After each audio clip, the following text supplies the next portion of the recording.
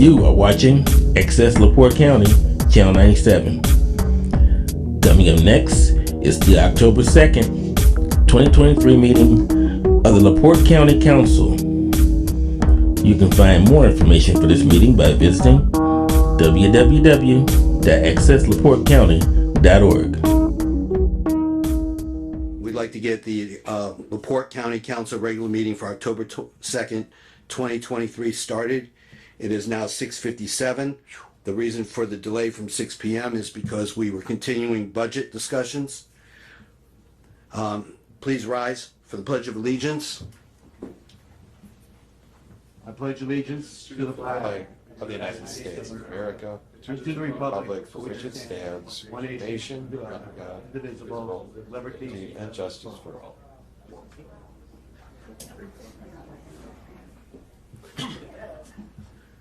We can now have roll call. I've been waiting for you to come right back for roll call. Councilman Mullenhour. Present. Councilman Yagelski. Present. Councilman Cunningham.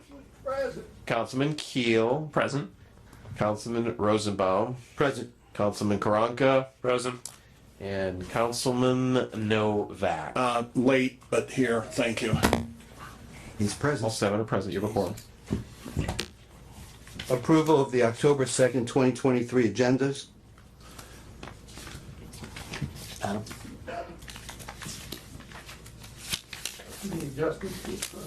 Yes, there are. Adam has them. Yep. So, Mr. President, I'd like to amend the current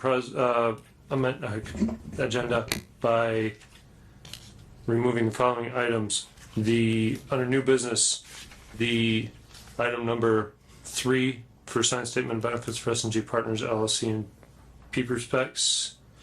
Under appropriations, transfers, and requests, legal fees. Page 1.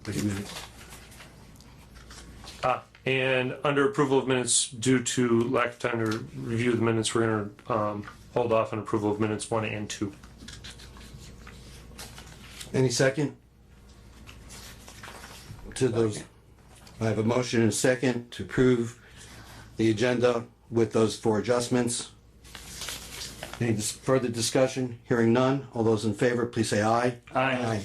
Any nays? Okay, let's continue. Public comment. We open the floor for public comment.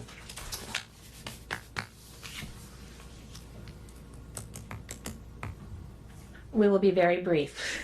We understand. We're here today on behalf of Stepping Stone Shelter. I'm Deb Varnick, the past interim director of Stepping Stone Shelter, our board president, Ron He, and we're just here to thank you tonight for the support that you provided over the last year. October is Domestic Violence Awareness Month. I thought it would be a good time to come in and just let you know how much we appreciate you. We were in a dire situation when we applied for ARP funds, and your support was incredibly impactful. It helped with operational needs, it helped with safety improvements, and it positively impacted our cash flow in a way that even allowed us to better leverage another grant that we had, but it was a reimbursable grant. So we didn't have the money to pay for things. We couldn't get reimbursed for them.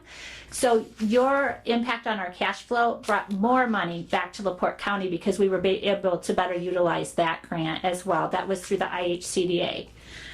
During our past fiscal year, we housed an average of 28 clients daily, with 55% of those being children. We served 6,492 healthy meals.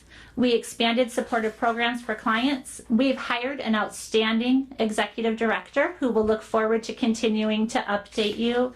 I know that Lebesnick Center is on the agenda tonight, and they're one of the programs that has offered some free things to our children in the shelter, so I wanted to bring that up.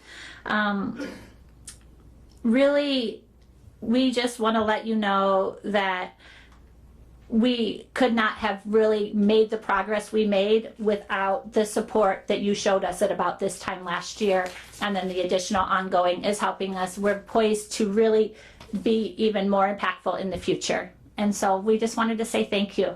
I'm going to take my sheriff hat off and put my president of the board of Stepping Stone on, and Deb's being quite modest and very humble. We were having some lengthy discussions as board members, about a year ago on the possibility of shutting the doors down. It was in dire straits and dire needs. We brought Deb on as an interim director, and over the last 8 to 9 months, Deb has done a marvelous job taking Stepping Stone from in the red back into the black and then some. But a lot of that was also done by your guys' support with the ARP funds and that. So I just want to say thank you as well too. Thank you for all you do. Thanks for sharing that with us. It is absolutely terrific to hear positive comments when that's exactly what we're trying to do with ARP funds.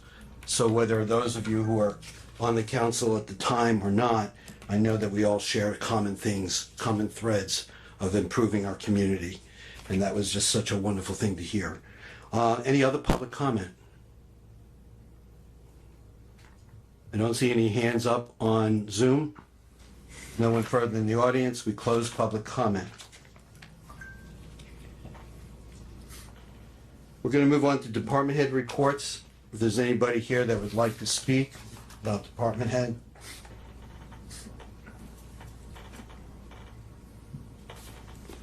Good evening, Rob Saby with LaPorte County Emergency Management. I just got a few things I'd like to bring up. First of all, I don't know if you're aware that the FEMA is going to be doing a nationwide test with the alerting system on Wednesday.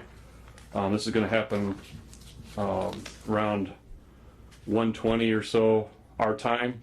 So basically what this is, they'll put out an alert that will go over everybody's phone and also through the TV and radio like they do on the monthly tests. So everybody, if you have a phone that's hooked up to Verizon or whatever the major wireless carriers, you will get an alert. So when they do a national test, even though if you have your alerts turned off on your phone, you're still going to get it because it overrides that. You'll trip the sirens too? No, will not trip the sirens. It's just going over the phones and going out like a test. They're just doing a national test instead of doing like a local one. So it's been about 3 years, I think, since they've done a national test. So anyway, I just want to give everybody a heads up on that. That's going to happen. I'm sorry, was there a date? Yes, it's this Wednesday. It'll be about, like I said, it's Thank you very much. 1:30. And then also on Wednesday, October 11th, the National Weather Service is going to be putting on a weather spotters training class at Purdue University at the Westville campus. This will start at 6 o'clock and it's open to the public. So anybody that wants to learn how to be a weather spotter, this is a good chance. So I wanted to bring that up and let everybody know that that's free to the public, and you can go there and get trained on weather spotting. Next, the 14th of October, there's going to be a solar eclipse. It's going to be partial for our area, just to let everybody know. Next year, April 8th is going to be the solar eclipse, where it's going to be most of Indiana is going to be under total darkness. Our area here, they're saying it's going to be somewhere between 90-95%. So just a heads up on that's going to be coming. There's going to be last week we did pretty much it was an all-day seminar training on this, what to expect. They're expecting like 500,000 people to come into the state of Indiana. Most of the hotels down that way are already booked. If you can find a hotel, they're going $700 to $1,000 a night. So all the campgrounds are full. I guess it's a pretty big deal. So they're trying to gear up the first responders to prepare for that. Because basically when it happens, everybody just pulls off to the road. They go wherever they can to see it, and then as soon as it's over, everybody wants to leave at one time. So it kind of jams up all the roads and everything. So we're working on that. Also, as far as a local thing, we're going to do a full-scale exercise, training exercise to test the first responders' response to a hazmat incident, and that's going to be on the 19th of this month. We'll be starting that at 8 o'clock in the morning. We'll all get together, do a safety briefing, and then the exercise will start at around 9 o'clock. and it'll be in the industrial area out by American Licorice. We've got partnered with Chicago South Shore Railroad. They're going to bring a couple of tank cars in so we can use them for simulation. And so right now we've got around 70 people that are going to be involved in that. So, and then afterwards we'll do a hot wash at the foundation, the healthcare foundation, and we've got the tourism bureau is going to sponsor lunch for us, so the first responders all have lunch provided. And that's all I have right now. So, any questions? Thank you. Thank you. Thank you. Any other department heads that'd like to report?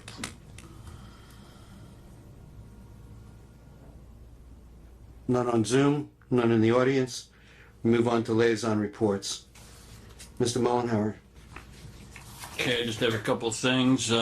September 13th, I attended Solid Waste District Joint Board meeting.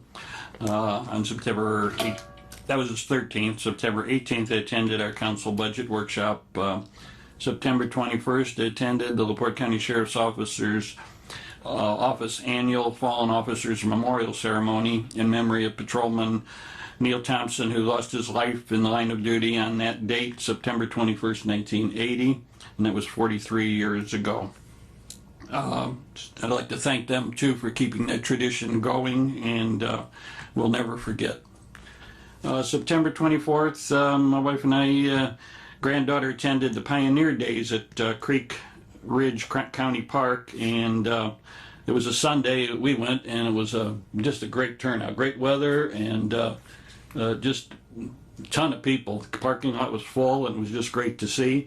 And there is something I'd like to mention after a moment just pertaining to that, but first I'll finish with this. September 25th through the 28th, I attended the AIC conference at French Lick, and September 29th, I attended the first committee meeting with Judge Richard Stahlbrink on courthouse security procedures. With they'll be working on a written protocol plan for the courthouse securities plan.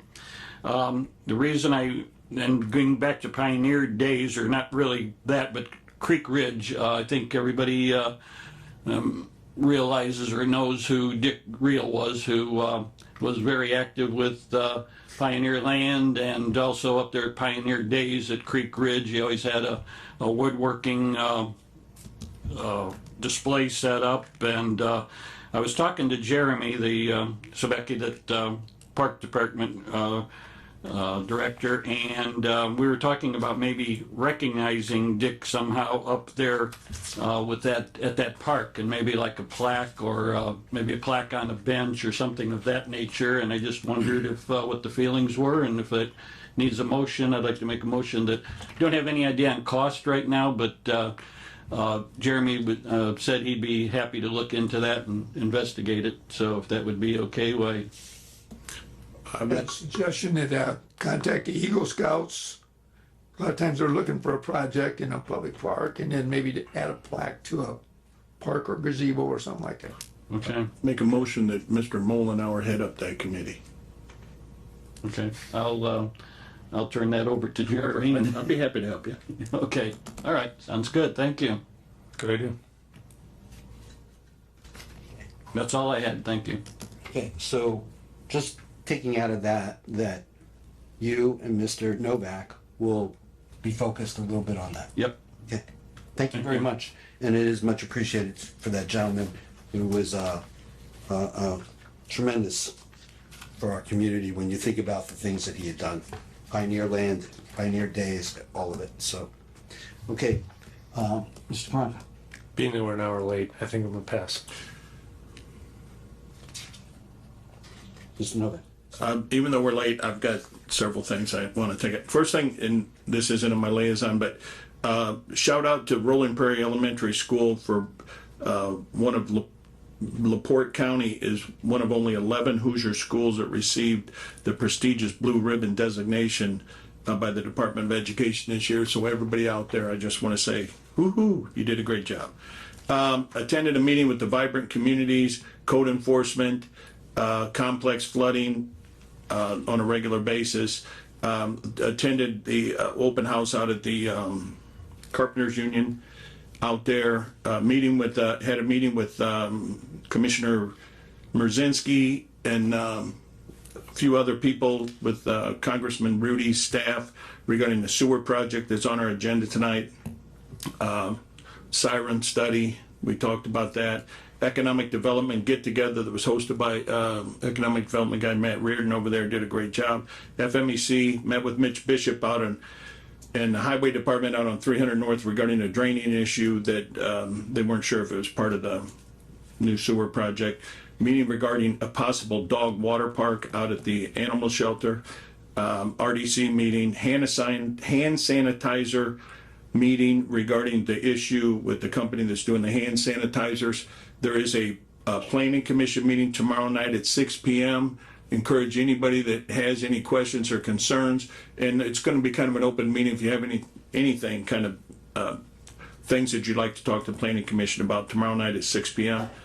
Problem solving court this last week was fantastic, and then met with down at Bass Lake. They had it on a region, but it was they passed a new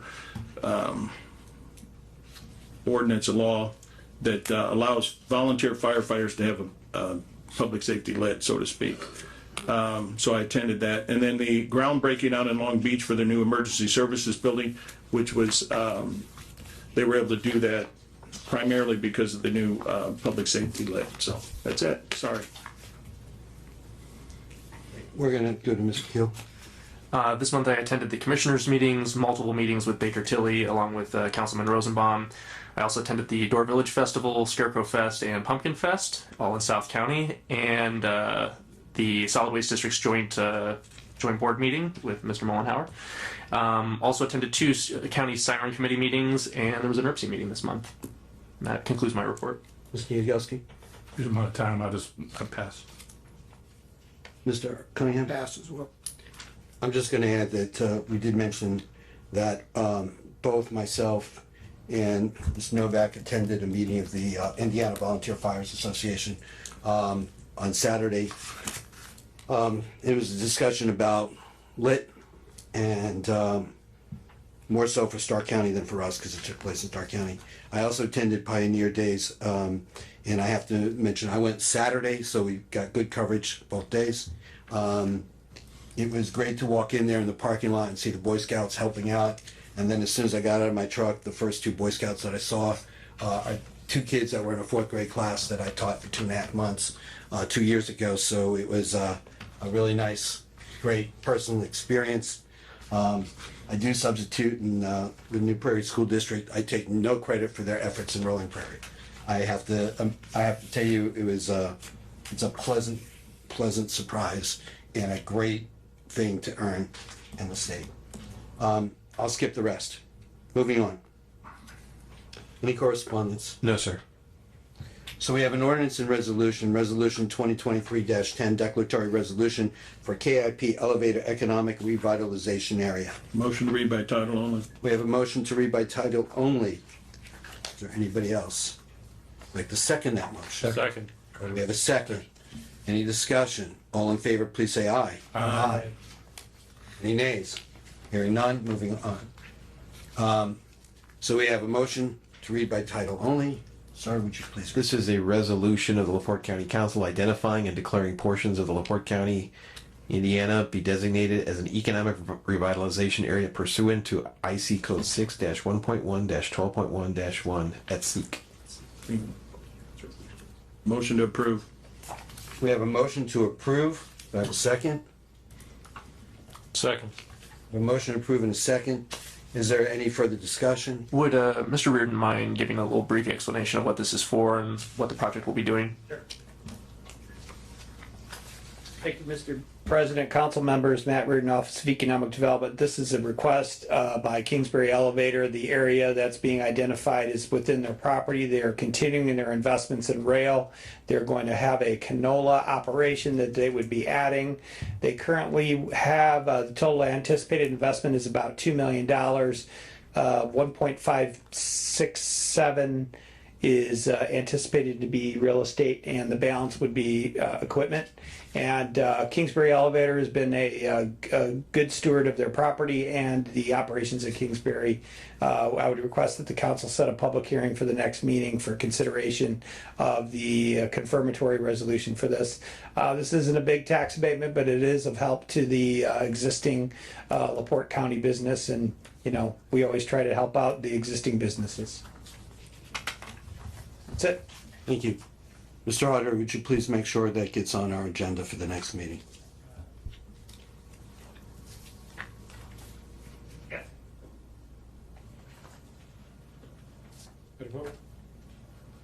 Do we need to do anything else at this point? No, because Brenda's not here, so he's making sure we all sign it, so. Did we vote already? You're voting on it yet. Send it back when you're done. President, you gotta vote on it. Okay. So we have to vote on that? Does anybody like to make a motion? Do we? We already have a motion. We made the motion, then we read it, and we discussed it. We have a Okay, all those in favor say aye. Aye. Give them the rest of it. Any nays? Motion carries. Got it, Tim. Just give it to him. Yeah, he's got it. For you. We've got it here, Tim. We already got it. Tim. You got it ready. What? We go to old business. We're efficient. Reconsider the following tabled item from previous council meetings. So this is about corrections. If you would be so kind to come up and give us a little bit explanation. Good evening. So basically, our policies and procedures manual has not been updated, I believe, since 2006. The Department of Corrections has been asking for the past 3 years for those policies and procedures to be updated. There is not anyone in our facility who's well versed enough in the legal parameter to update those policies ourselves. Also, that would probably be a full-time position for someone to do. Lexipol has done the local sheriff's department and has done several community corrections around the state of Indiana, and they're just a fine system to go with to get those policies and procedures updated so that we don't risk our grant from the Department of Corrections. Thank you. So I have to apologize for procedure. This was tabled. We were supposed to take it off the table first. Okay, motion to take it off the table. Motion to take it off the table. Second. All those in favor, please say aye. Aye. Now this corrects it. I apologize. You've shared. Thank you very much. What would the council like to do? Sir, Mr. Cunningham. My question was clarification on the grant money situation. So they're behind a grant. Community corrections. You're asking, has the money been straightened out? Right. The grant money, yes, we have worked diligently for the last year, and everything with the Department of Corrections as far as our finances are straightened out. We had our last audit and we got 0 exemptions, so we're pretty pleased with that. But can I, and not to be a Davy Downer, I apologize to all the Daves out there. I didn't mean to do that. But we still anticipate a shortfall in the grant budget with the monitoring devices. Yes. Okay, I just want to make sure. Yeah. Well, what about everything else, Randy? So what about all the? Because everything else is. We're a year behind, so because you're on a 6-month interval. Mm-hmm. How are we doing as far as the money coming in? They approve money, and I know they're not prompt in paying, but we have some money coming in already for 2024. Yes, we got approved for the exact budget that we had for last year, so we did not get an increase, so we couldn't increase our budget for the GPS monitoring systems because Right, we but didn't get Has the collections improved is what he's asking. Yes, we collected well over $1 million last year. Is that improving over last year? Because there was an issue, part of the shortfall, I believe, was because not everybody pays. Yes, we have considerably improved our fee collection. We're going after our finances pretty And aggressively. the judges are working with you on that? I'll say we are going after our finances pretty All right, aggressively. thank you. All right, I heard you say shortfall. How much are we talking? 200,000. 200,000. It's probably not exactly 200,000. I think when I spoke to Ms. Holly, who's our administrative coordinator, it may be right around 160. And you anticipate coming back for an additional appropriation to shore that up still this year? Yes, at the next meeting. Thank you. Mm-hmm. Thank you, Mr. President. Motion to approve. We have a motion to approve out of which fund, please? Mr. Auditor, you have We recommend lit public safety as the most restrictive use. public safety then. Second. We have a motion and a second. All those in favor, please say aye. Aye. Aye. Any nays? Motion carries. Moving into new business. Thank you. Thank you. LaPorte County Regional Water and Sewer District, Hudson, Saugony Lake Projects. This is just to bring the public up to date. We had a workshop with them a couple months ago where they were describing the situation of their moving forward with the project to add many more homes, and I'll let you take it from here. So just a real brief refresher here, and thank you, by the way, for making room for this topic on your agenda. So Hudson Saugony Lake community of about 3,000 people, consisting. Yes. Could you please say your name? Oh, I'm sorry. Ken Jones. I'm with JPR. Thank you. We're an engineering consultant that are working with the regional sewage district out there. So again, the community we're looking to help out here is about 3,000 persons, 1,113 homes and businesses. About 70% of those sites out there are less than the county standard that would allow for a septic system and a well to exist side by side, and about 30% of those are under 10,000 square feet. So if you can imagine what a 25 or 3,000 square foot house looks like on a 10,000 square foot lot, there's just not enough room, and so that's causing quite a concern relative to the possibility of having sanitary facilities that can exist there. So most of those home sites just will not support both well and septic. If you were located on one of those homes and you need to replace your well right now, if you can't muster enough room on your site to make room for that for both, you probably wouldn't get that approved. About 100 sites overall in that 1,113 have documented septic systems. The others do not. So these are systems that predated the county's standard for record keeping. Most of the homes are 56 to 70 years old. Those would be the average numbers.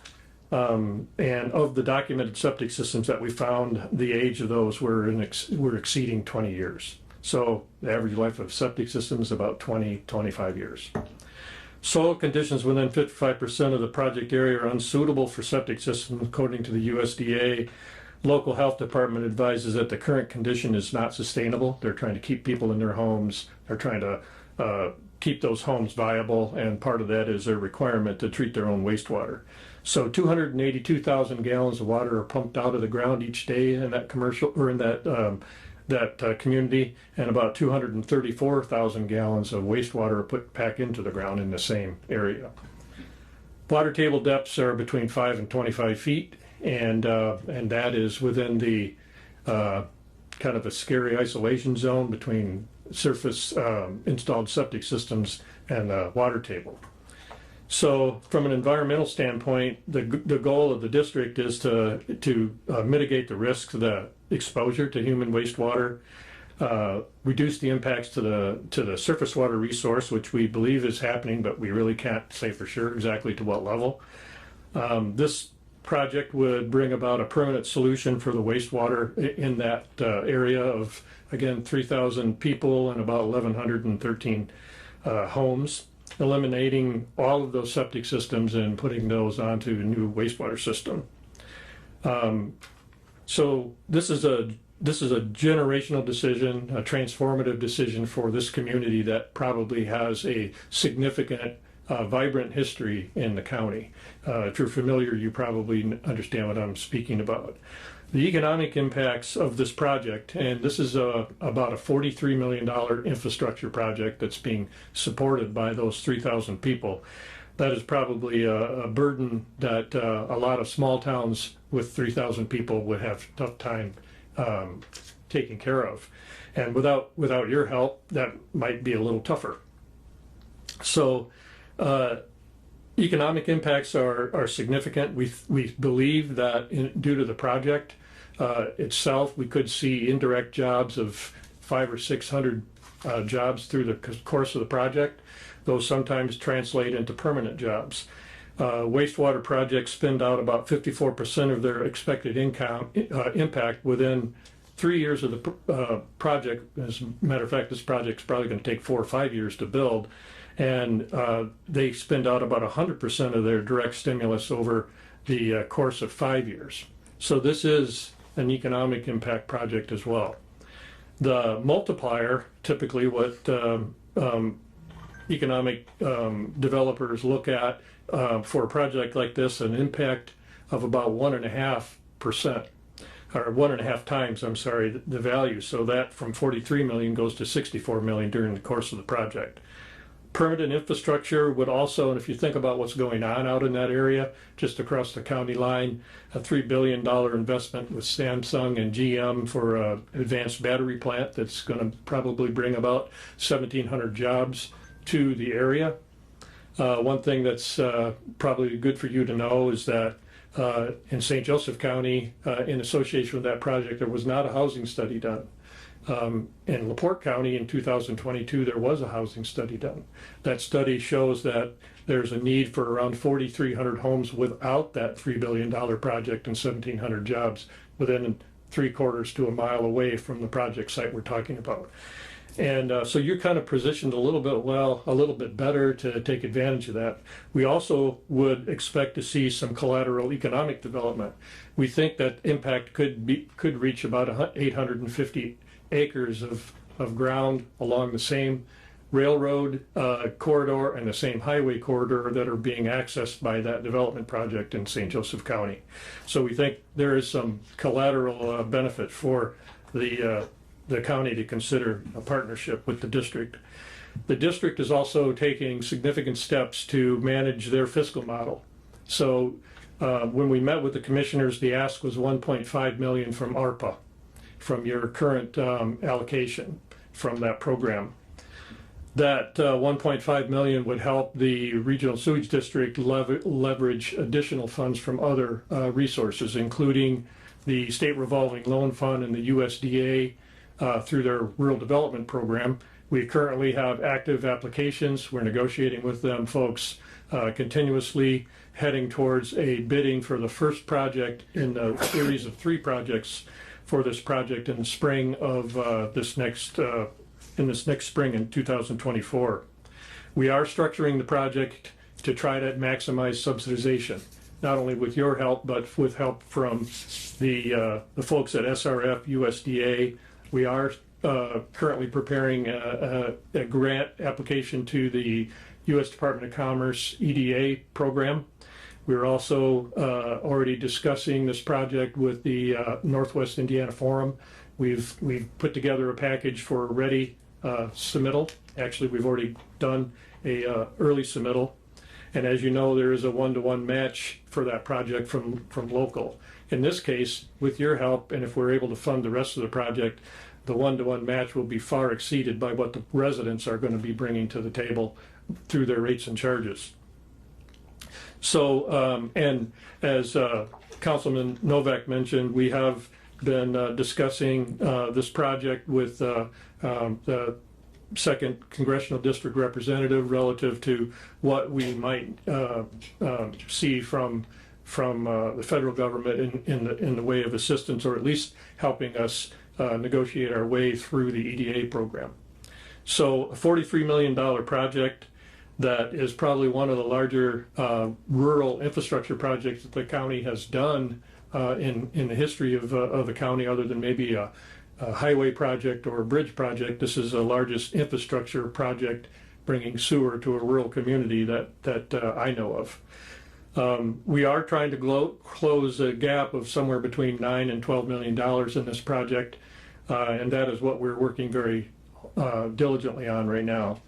So the board that we have appointed, some appointed by the council, some appointed by the commissioners, are really hardworking people. They're so dedicated to this project.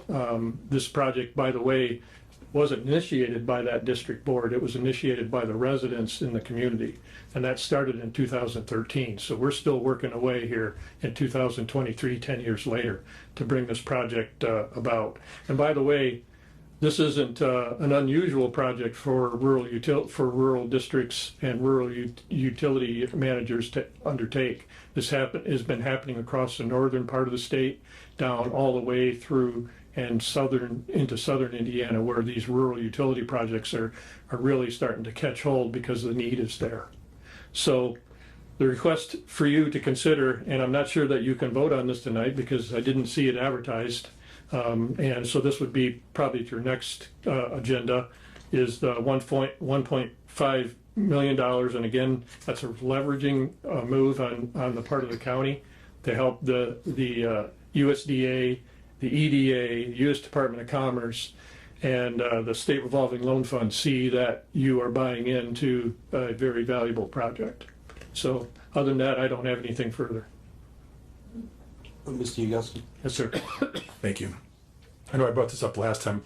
So one of the things you say at buying in the program, like Rolling Prairie did, the people themselves are having to pay so much for hookup fees and that. What is the amount of money that they're willing to pay out there for that? Well, this project is not connecting to the same sewer at Rolling Prairie. I understand that, but it still costs to do this, right? This, So what are they willing to do to? Because that's citizens of Rolling Prairie wanted the same thing.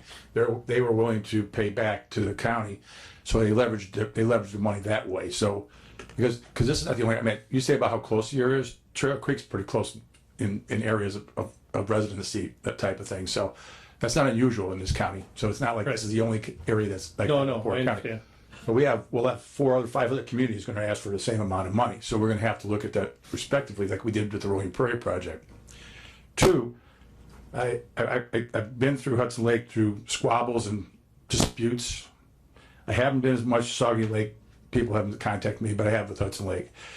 There are no roads that are proper. There's no boundaries that are proper. People crisscross on people's property. They make their own lake rights. I can keep going on and on and on. So to do a sewer project, you have to have all that done before you do the sewer project. It's not even close to that. We don't even know our roads ourselves.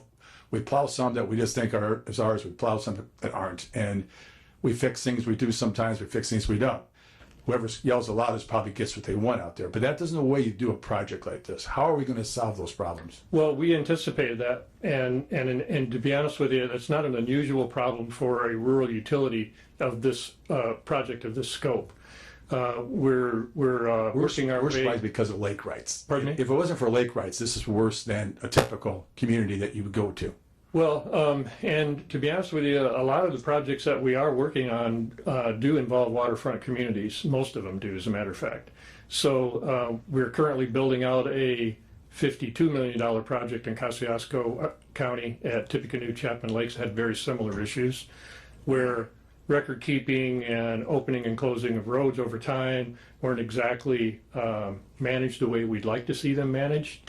So what we do and what we are currently in the process of doing is engaging with the property owners to make sure that we have the right to be there.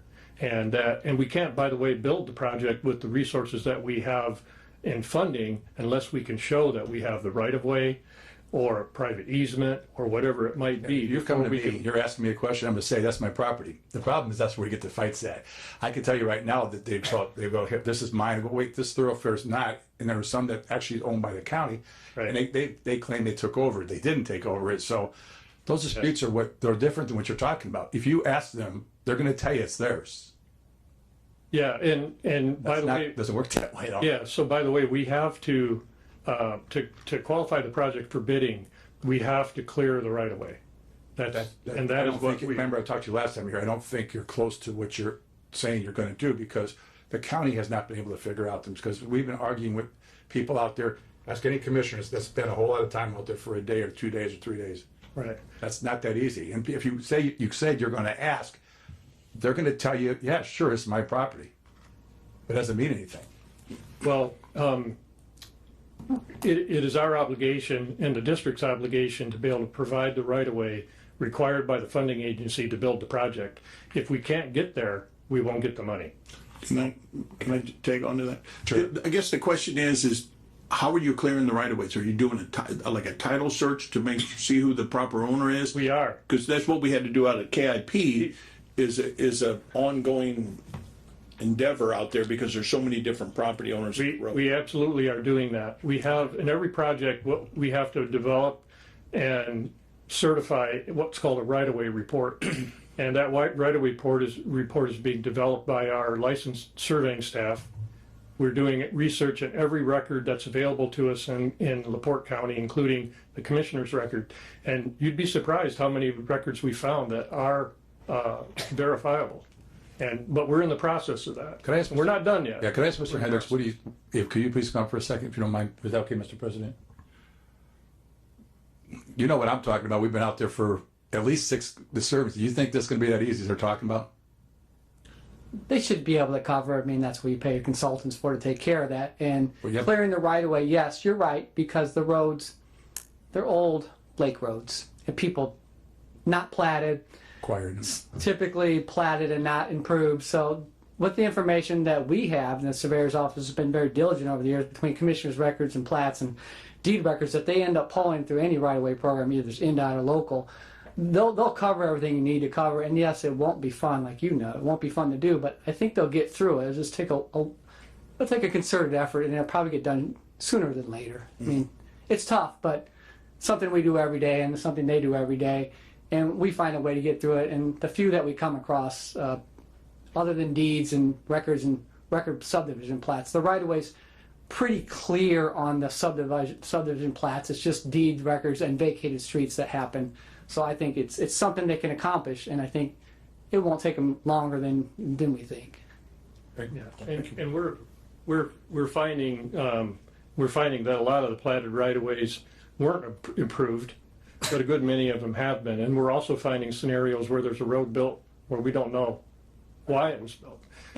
And of course, we're finding right-of-way that has been vacated. So we will get there. Mr. Keel, please. You spoke of building a system that will accommodate future housing growth. What type of capacity will this system have? How many more houses could you add to it in the future? Well, that's not determined yet. Right now, what we have available in the collection system, that we're designing into the collection system, there will be capacity probably for another 500-600 homes. The limiting factor will be at the wastewater treatment facility, which we have to be careful that we don't oversize and overbuild in the initiating stages of that, because it won't operate right. It'll starve, basically. So at some point in time, when we understand just what the growth is going to look like, we'll probably have to do another project at the wastewater plant. But what we're building there is the infrastructure that will allow for that to be expanded. Okay. And that is the goal. Now, the $1.5 million that we're requesting from you is going to be targeting one specific component. We have to make a connection from Hudson Lake to Saguenay Lake, and from Saguenay Lake to the wastewater treatment plant, which is at the South Travel Plaza at the Indiana Toll Road. So the $1.5 million, which is going to cover the last leg of that between between Saguenay Lake and the treatment facility, will be shared by the entire group. Saguenay Lake will be the first project built. And that would likely, if we can get all of this piece together, that'll be bid over the winter and start construction in 24. And to be clear, you're asking for $1.5 million. That's it? There won't be future phases that you're going to be coming back asking for additional county money? Well, we are doing everything we can to close every gap with other resources.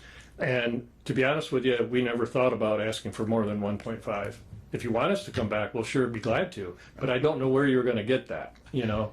And so $1.5 million is pretty much right about where we're seeing a lot of the other counties that we've worked with land on this. Some are a lot more, some are a little bit less, but that $1.5 million is about what we've been able to garner from other counties. So I represent a series of small towns, and some of my other colleagues here represent communities that are incorporated that have done it alone. They built their own utility systems without the support and help of the county, without county tax dollars, and they had to find ways to get grants and leverage matching funds in order to do it themselves. Why would you argue that we should fund this and use funds from the entirety of the county, from people who already have utilities, to a group that is, as Mr. Yagelski noted earlier, not going to be repaying these funds? Right. So the way I understand, and I'm not an expert on the resources that brought about the ARPA allocation to LaPorte County, or even the amount that the county received and what's been used in other places. But we are aware, and we have found in other counties, that it makes sense to build infrastructure that provides a sustainable utility that will help to prolong the longevity of the house, the housing stock in that area. Right now, we know that it is a threatened neighborhood, it's a threatened community because of the wastewater issue. So the request makes sense to us. It makes sense to the district. It probably makes sense to the residents. The difference here relative to what other communities have done is that we are building this project from zero to operational. It's a brand new utility. And in the case of a lot of the communities that are already incorporated and already own those systems, they started building those systems 40, 50 years ago. And here we are having to start from scratch. And we are at a disadvantage. We're not hitting this project at the best economic scenario where we have inflation that really hit us hard over the last 2 years, along with the supply chain issues that we have. And to be honest with you, we've seen the project increase by about the gap that we're trying to close, which is about $9 million. I know that's rough. Yes. Can I ask a question on your part, Mr. Gill? Sure. So the same references, and I'm not afraid of projects. I like new projects, but we have $7.5 million. You take one of the ARP money, you take $1.5 million away, plus other people have asked for some money out of that too. Long Beach, for example, Lakeshore Drive, regardless if they have more money for the houses they do, but they got some nice ones out at the lake there too. They're going to be next knocking on the door because they have water that's going into the Lake Michigan. And so I don't know where the start stop because that $7.5 million will go very quickly. And so I'm just fearful that if there's not a payback like Rolling Prairie did, we worked that deal out with Rolling Prairie, and we won't see the benefit to giving other communities this money. So if a payback comes in, we can keep sharing this money because this won't be the first or last community that's going to ask for it. Trust me. And one of them is Lakeshore Drive, and I know that they've already asked the commissioners for money. And I agree completely. I'd much rather see this done as more of like a revolving loan fund rather than like what we did with Rolling Prairie, as opposed to a one-time payment that we won't see again. I know you have a deadline in this process of you need to be able to make your grant application. I understand how that works. When do you need a commitment from us in order to be able to do this successfully? What's our drop dead deadline here? Probably within the next 60 days. Nice. Yes.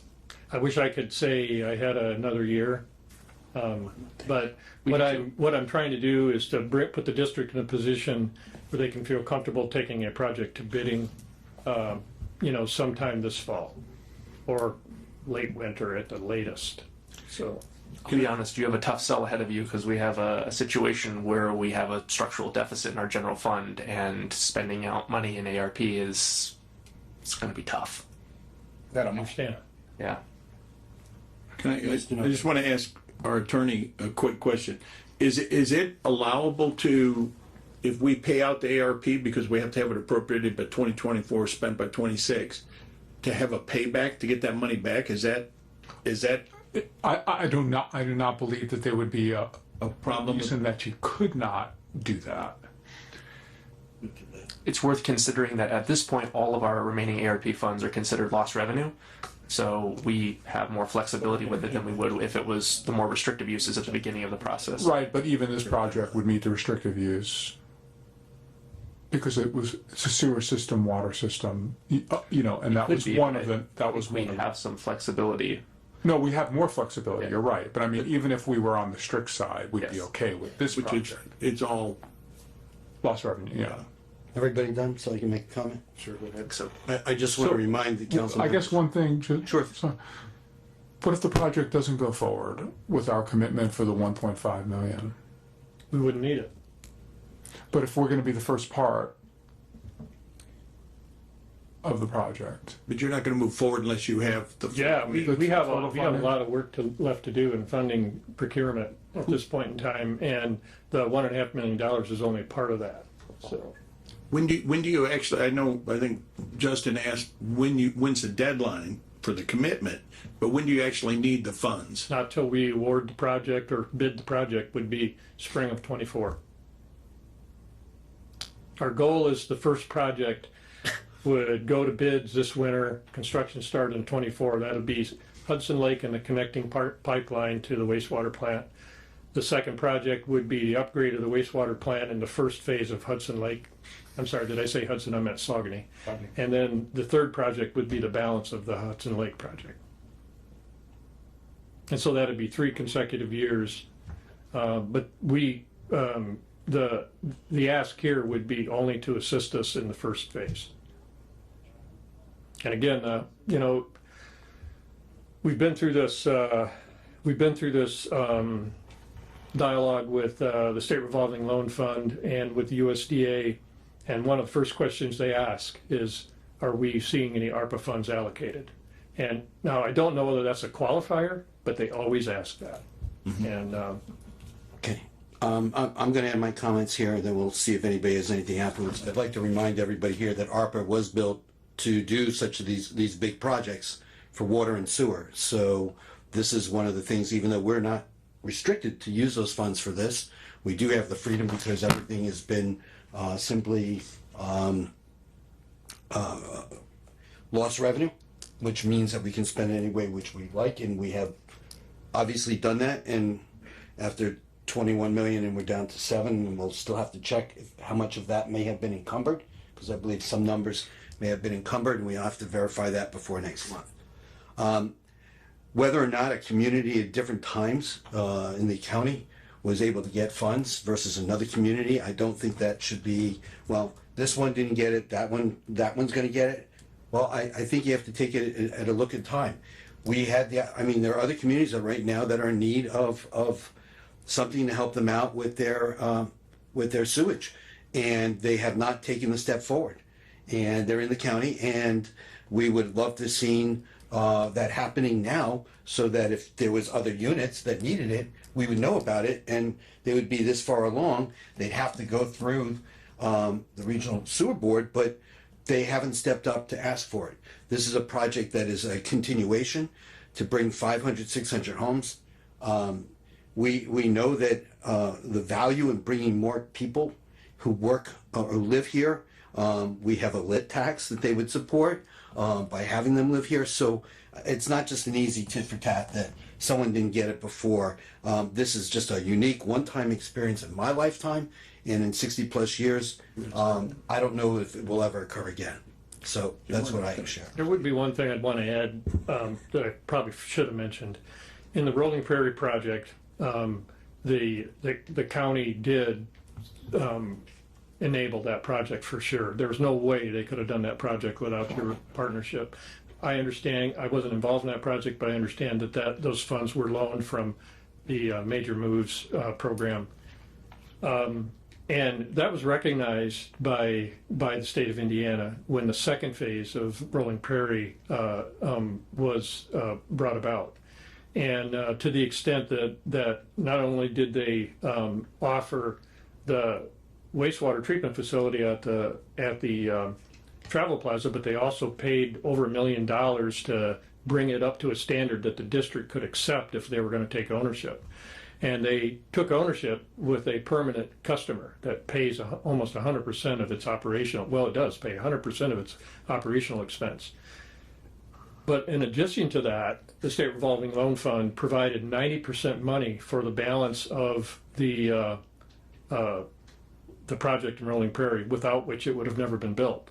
That's a 90% grant. That is the only time in my 30-year history of doing this kind of work that we've ever saw that a state agency move to that level. And we had the director of the IFA here in this building to meet with us to talk about that.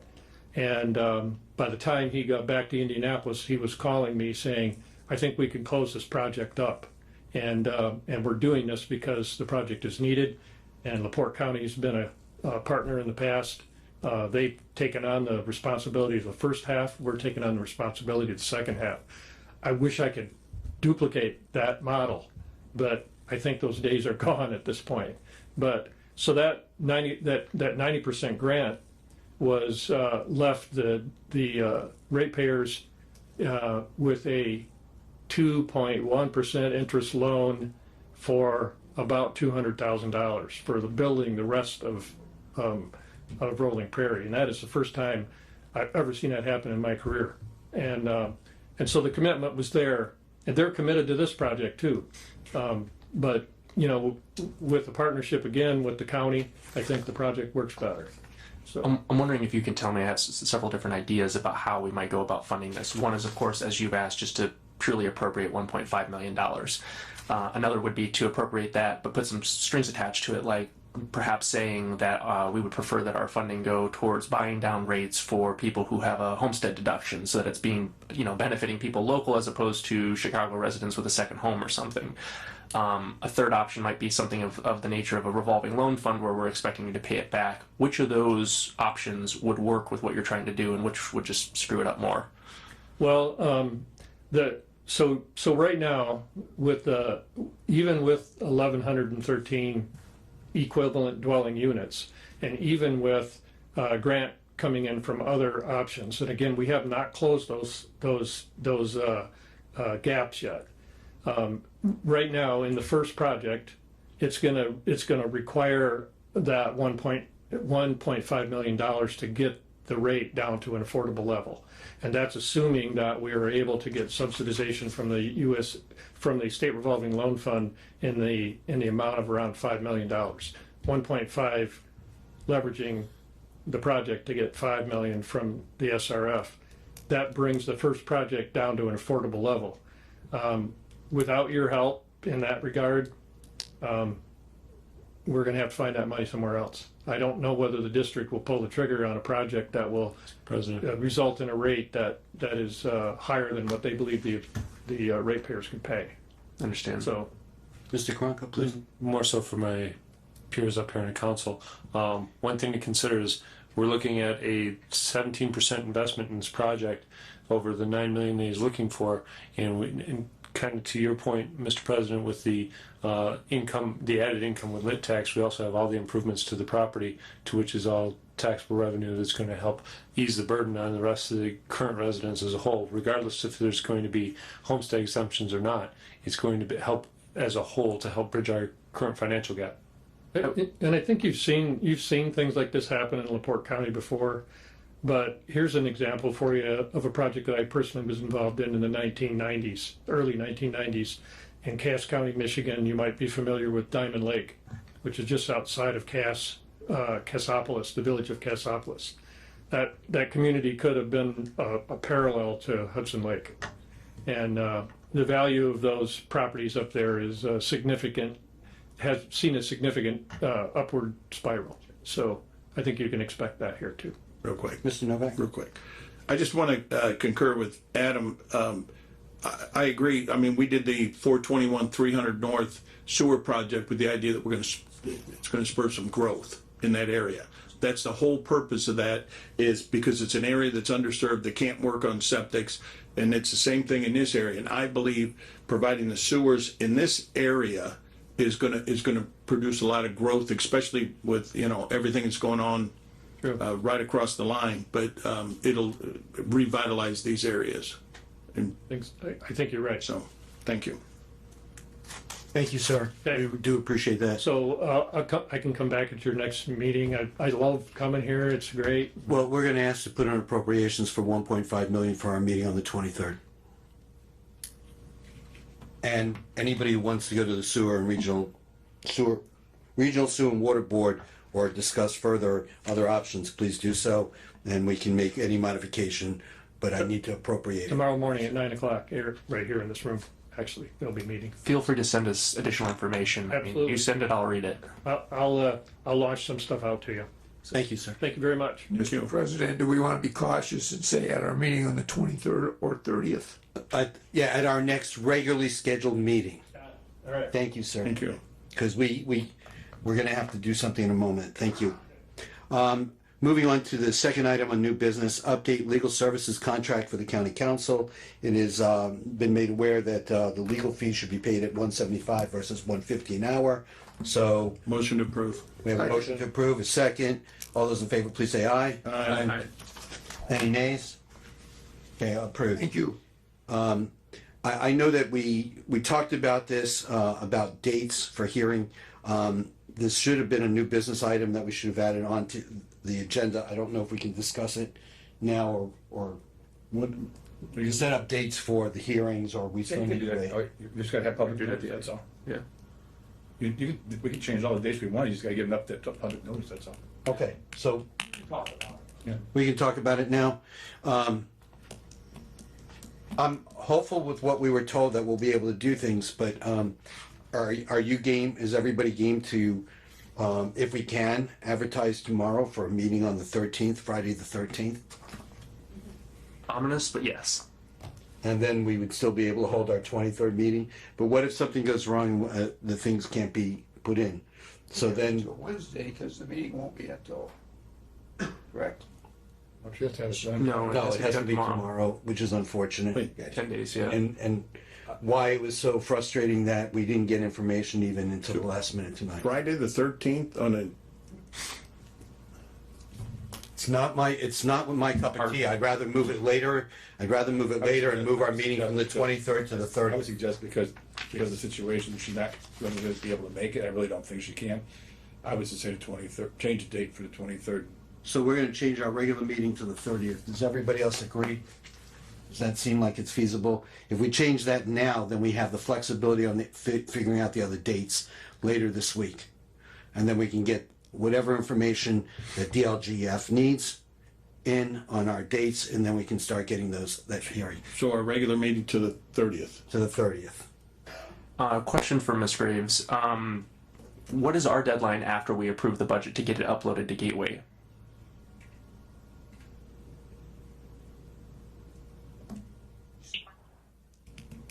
What was that? I'm sorry. What is our deadline after we approve the budget to get it uploaded to Gateway? Oh, the actual approval process after the public hearing? Yep, after the public hearing and then after it's approved, Yep. 10 days later, how long do we have? Yep, 5 days, no later than November 8th is what I read the other day. All right, good. So the 30th works then. But it has to be 5 days. Okay. We just wanna make sure we're concerned because we keep hearing, sorry, we locked it down. So is that official? So we're gonna move the meeting to the 30th. And so somewhere around the 20th or before, we're gonna have to have our hearing date. And if I recall, the 20th is a Friday. Okay. But we could have it on a Thursday on the 19th. Thursday the 19th sounds good. So the 30th, what time are we gonna start that night? That'll be 6 o'clock. 6 o'clock, a regular meeting? Regular We're not gonna have a hearing beforehand? Do we need it, or is it part of our The meeting? budget's separate from the meeting. Okay. Right, so you're gonna have to, maybe you'll do the budget at 5:45 or. 5:45? Should only take a few minutes. Yeah. Yes, 5:45, and then the regular meeting at 6, and a budget hearing on the Thursday night that we'll have to confirm the rooms available, because I only check for the next couple weeks. So I only know for the next couple weeks, so we'll check with if the room's available on Thursday night, the 19th. 6 o'clock, better time for everybody. 6 would be preferable. I have to check with the secretary in the commissioner's office about this room availability. Shouldn't be a problem because nobody meets on the 5th Monday. No, for that, on the 30th is not a problem. 30th. It's a Thursday. Correct. We can move that to Wednesday or Tuesday. Well, we'll find out what dates are available, and I will let everybody know. And we're trying to work with the best dates that we can. So right now, we're approximately, It's the 30th, you guys. President put on your Rosenbaum? Halloween Yes, ma'am. costumes. yes, Ms. Graves.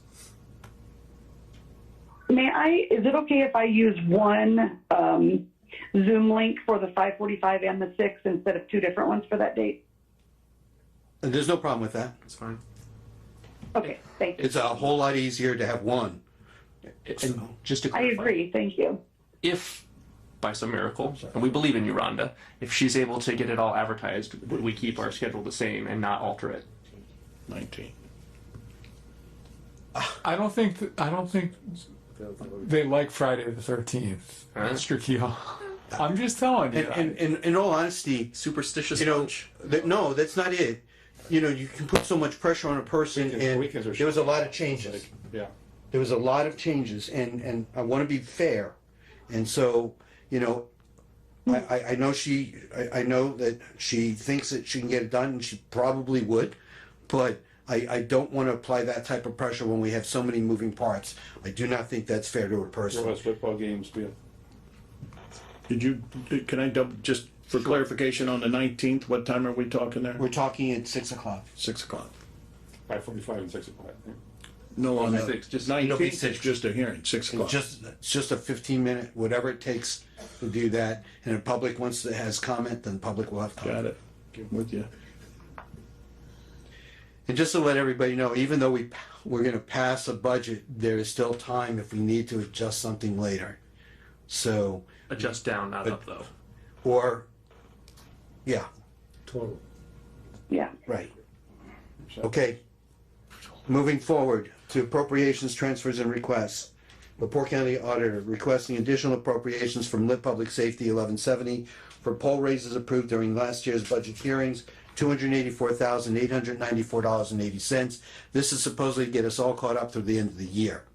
The other part is the Sheriff's Merit Program. We've already put $400,000 in. This is the final $1 million that will then get us covered for the current year. Do I have a motion from anyone? You the sheriff? Okay, you said the second was the sheriff, you said? Okay, I see what you're saying. So I motion for both of them for lit public safety. Second. We have a motion and a second. Is there any discussion? Hearing none, all those in favor, please say aye. Aye. Aye. Any nays? Motion carries. Thank you. We're going to request additional appropriations from Riverboat Wind Tax or ARP for part-time pay in the amount of not to exceed $9,000. Wish to share I anything? went through our figures. Oh, Go ahead, Ron. Ms. Graves? What's if the you would be, part-time for? yes. would you explain? Yes, I was just, yep, absolutely. I went through our figures. Well, first of all, payroll showed that it came up negative, our part-time account. And so I'm thinking that we probably sought to increase it a few years ago, but as normal, keep it low and come back to ask for an appropriation. So once I saw that it was in the negative, I did move money out of deputies, which I had sent in an email to each of you, but that money needs to be put back in there because it was money that's needed, but I didn't want it to be zero. So I went through to see how much our part-time person who's at 20 hours a week, how much we would need for them through the end of the year, plus for our minutes. And now that the meetings have been longer, the minutes have been a little bit longer. So it is a little bit more money. So that figure should get us to the end of the year. We just also point out that we're doing more minutes with workshop minutes. My office has had an unfilled full-time position for a number of years now. We've been getting by with a Motion to approve. We have a motion to approve. Do I have a second? Second. Excuse me, from Out of, where? I need to know which fund, please.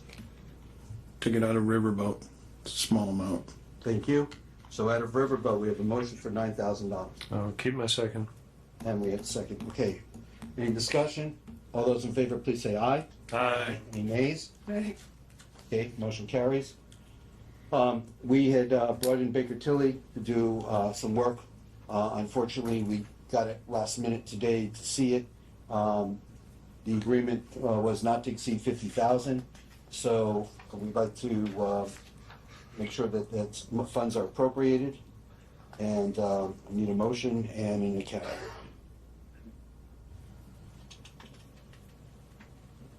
Motion to approve 50,000, not to exceed 50,000 for Baker Tilly professional fees out of.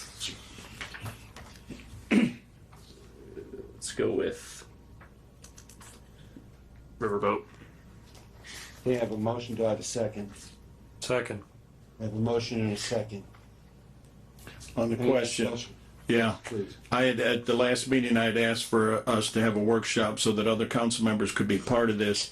There was an issue with the scheduling, no fault of Rhonda's, not putting any blame on anybody, but we've yet to have that, so. Okay, would you like us to set up another meeting? It would be nice. Okay. Yeah. So we'll have a conversation. We'll try and set one up this week if that works. That'll have to go out tomorrow too, because you have Well, notice let's find out what they're requirements. available for, and then we can go from there. Just don't put it on a Friday night. Yeah. No, we will do it Friday night. For what it's worth, they're on the call right now. I mean, on the Zoom. I haven't had a chance to look at anything. I mean, yeah. No, let's be fair. Okay. Thank you very much for that request. We'll work on getting that worked out.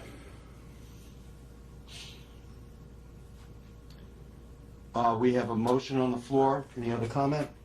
All those in favor, please say aye. Aye. Any nays? Nay. We're gonna need roll call, please. You want to hear somebody else saying? Us two. Councilman Cunningham. Nay. Councilman Yagelski. Nay. Councilman Keel. Aye. Councilman Rosenbaum. Aye.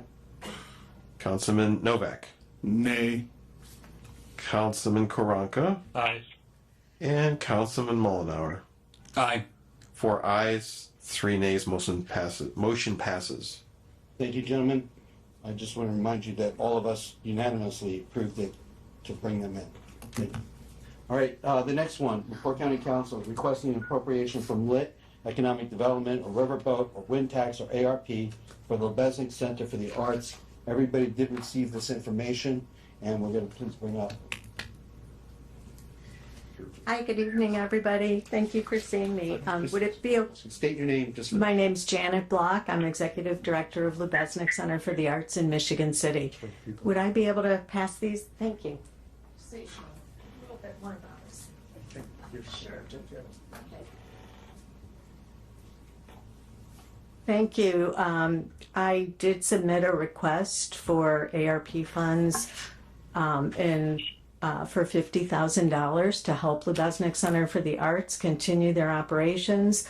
We did suffer losses over the COVID years, and we are serving the community with many free programs, both in the cities of Michigan City, LaPorte, and around the county.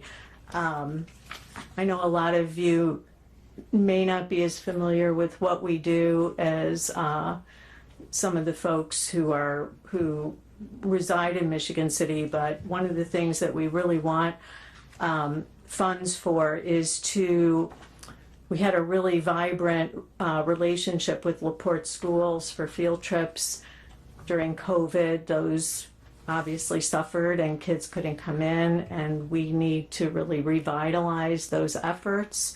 We also provided STEAM camps at some of the schools in LaPorte, and then of course we serve Michigan City very, very robustly. So I don't know if you have questions or. Mr. President, Yes, sir. is there a matching amount coming from Michigan City Council? The Michigan City Council gave us $30,000 last year, and we have applied for more, for actually $25,000 this year. So this isn't leveraging additional funds, though.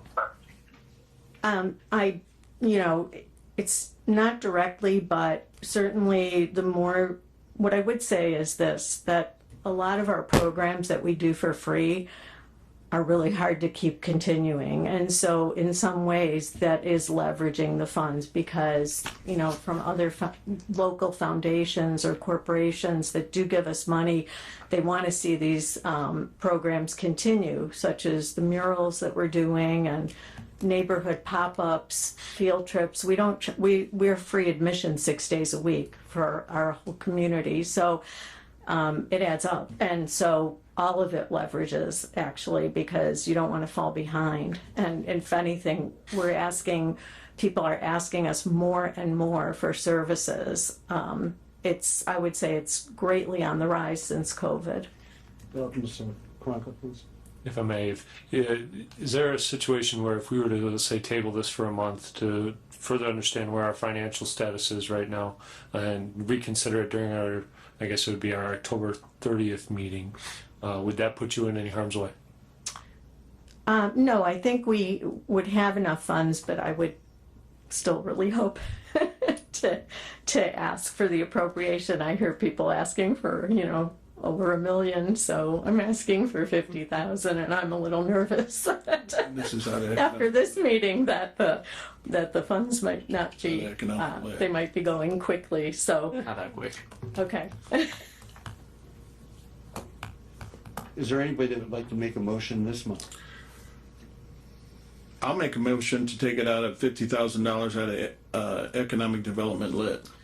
Is there a second? Is that We're a little concerned about that fund. We probably advise ARP what's listed on here. Why do we list We're it? told. I had it listed there because I thought it could possibly come out. We're not positive it can be, so Is that- we think it meets the statute, the best requirements of ARP, the arts and the. We can take it out of riverboat or wind tax under the same standard.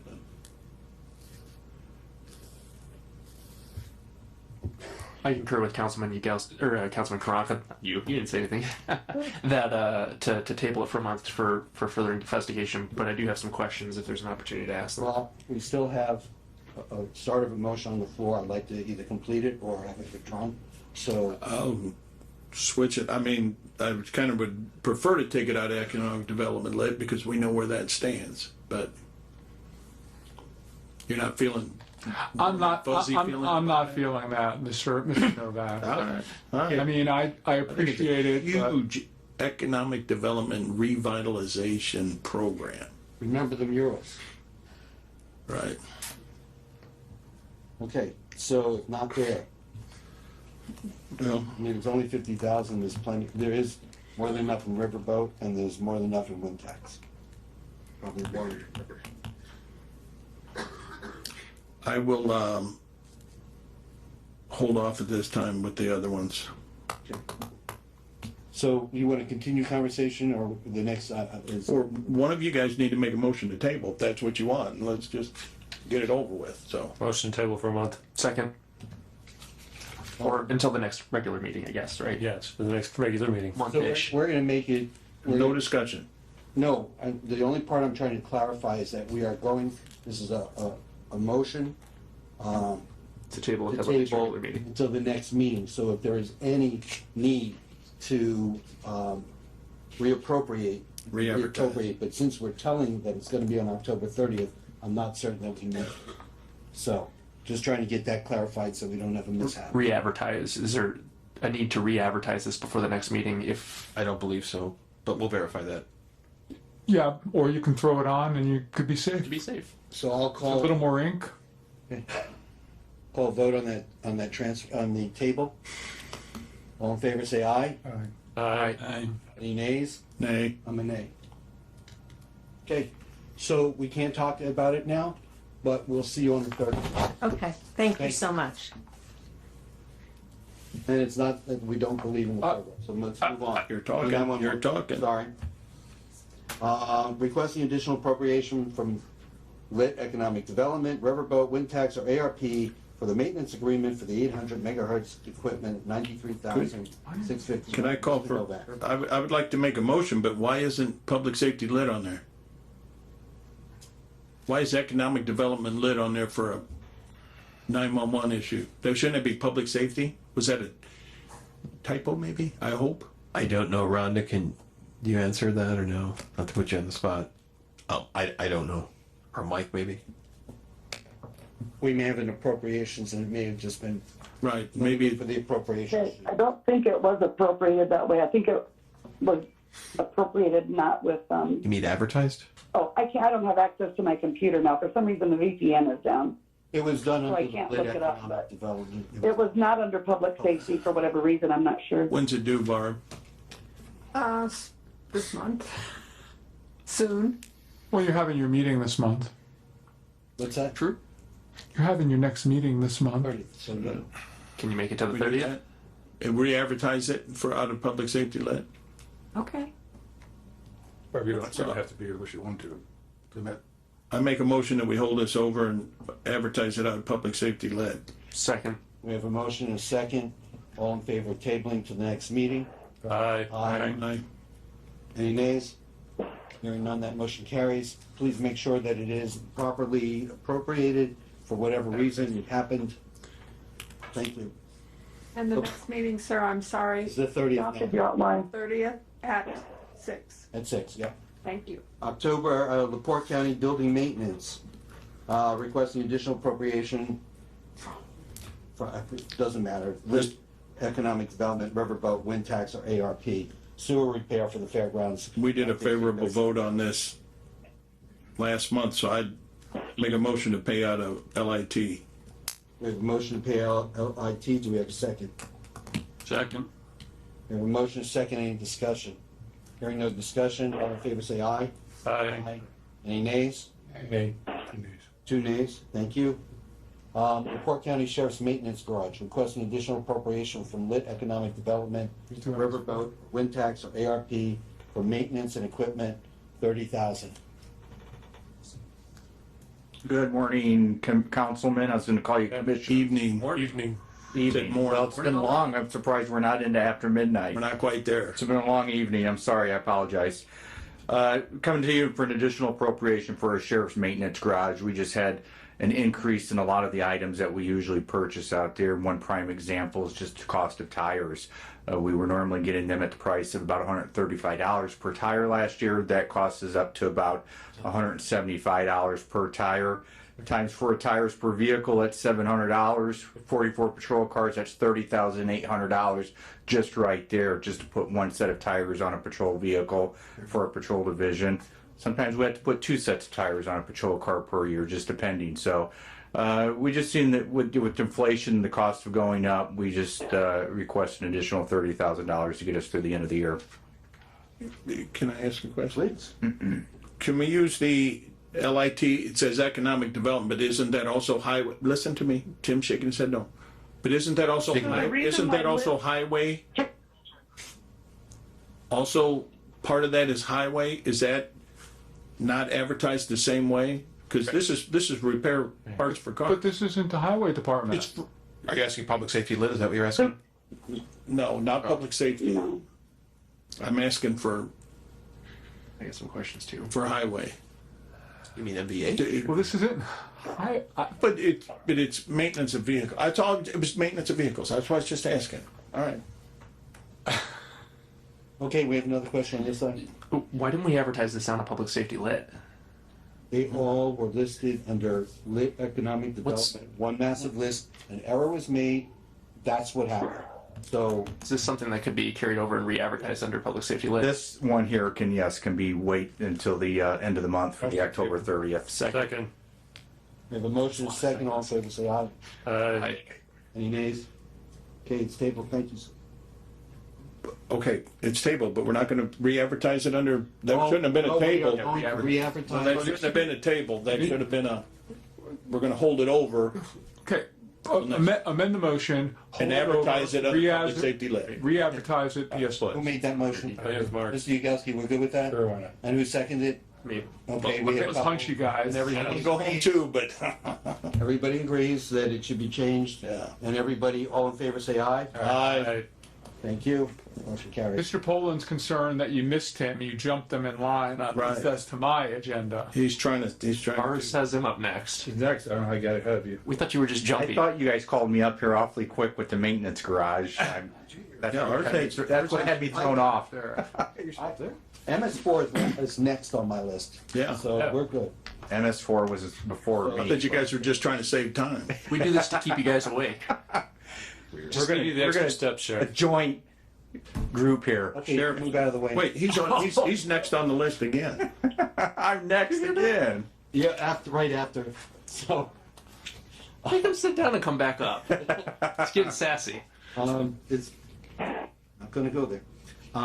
Requesting additional appropriations from Lit Public Safety or Riverboat, or Wind Tax, or ARP for jail overtime, 90,000, bulletproof vest, 31,000. Yeah, I had sent you guys an email explaining, outlining this for the jail overtime. This is usually a normal request for us with the overtime. The biggest reason that we've seen the overtime for the jail is just guarding of the inmates when they're over at the hospital. We've had quite a few of them over this year. We've had several employees who've been on FMLA leave that we have to now create a backfill. This 90,000 is projected to get us through the end of the year. Motion to approve. Out of. Public safety lit. Second. We have a motion to approve those two items out of public safety lit. Do you need me to talk about the bulletproof vest or? Well, I was gonna Kind of ask, self-explanatory, isn't It it? is self-explanatory. I just. But yeah, I'd have a question. you want to do it all under one? Okay, Yeah. go ahead, first the question, then I'm On the gonna, vest, could it possibly come out of your commissary account? Well, no, because I'm on the agenda at the end of this for use of the commissary account, and I'm pretty sure the state statute is very clear that it does have to come from the county fiscal body and not from any other funds for the bulletproof vest. Okay, thank you. Well, the next two are separate, and not part of it. Okay, so we have a motion and a second. Any other discussion? All those in favor, please say aye. Aye. Any nays? Hey, Okay, motion carries. Thank you. We're now requesting additional appropriation from the misdemeanor fund for the new dryer for jail, $9,554. This is actually more of a permission to spend than a additional appropriation. Motion to approve. Yeah. Second. We have a motion and a second. All those in favor, please say aye. Aye. Aye. Any nays? Okay, motion carries. Requesting permission to spend from commissary account for taser replacement program, $27,767. Motion to approve. Second. And then a second. Any discussion? All those in favor, please say aye. Aye. Any nays? Motion carries. Thank you. Thank you. Now you can go sit down. okay, Mr. Poland, you're up. All right. One step forward, one step back. Okay. MS4, requesting a transfer of funds from program supervisor account 10195 to professional services account 30135 for cover expenses. $26,863.75. Motion to approve.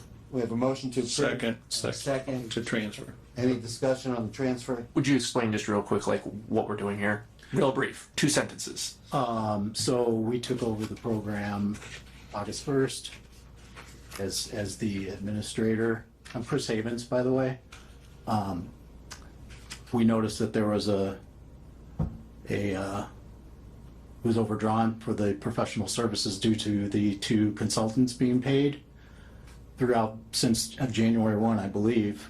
So what we're requesting is just a request of transfer from the program supervisor fund, which has been unused for 100s to 200s, right? yes. Right. And there'll be plenty left over in that fund for the rest of the year to compensate us for our additional duties. Okay, any other discussion?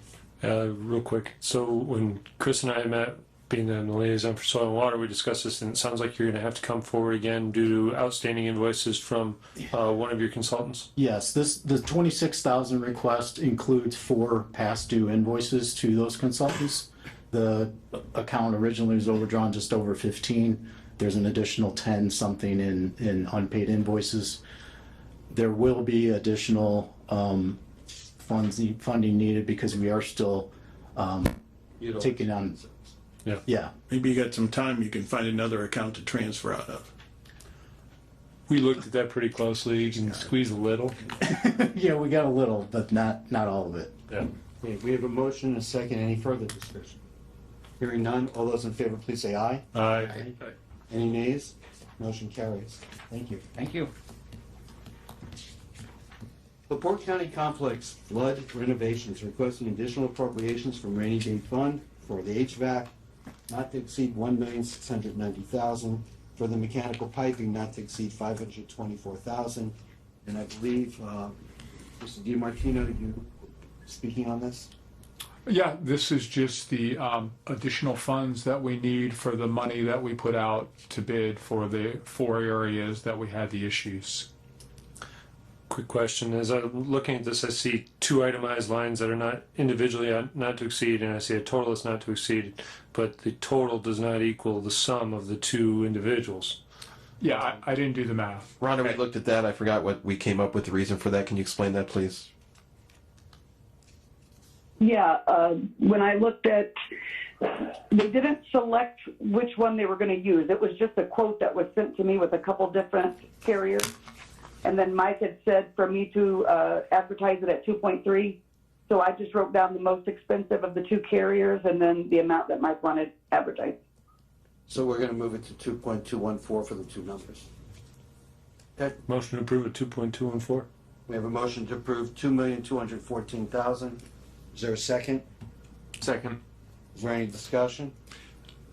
Yes, sir. I just want to give a quick update. I know it's very late, but if you haven't been up there, the progress has really been made on the 5th floor, the 4th floor, and the 3rd floor. So the 5th floor is more advanced, the 4th floor, and then the 3rd floor. The sheriff's department Last time I was in there, they were getting ready to switch from one side to the other side. They're waiting on a little bit of carpet there. I believe we got everything down in the prosecutor. They're finishing up the hallway out here, as you've seen that.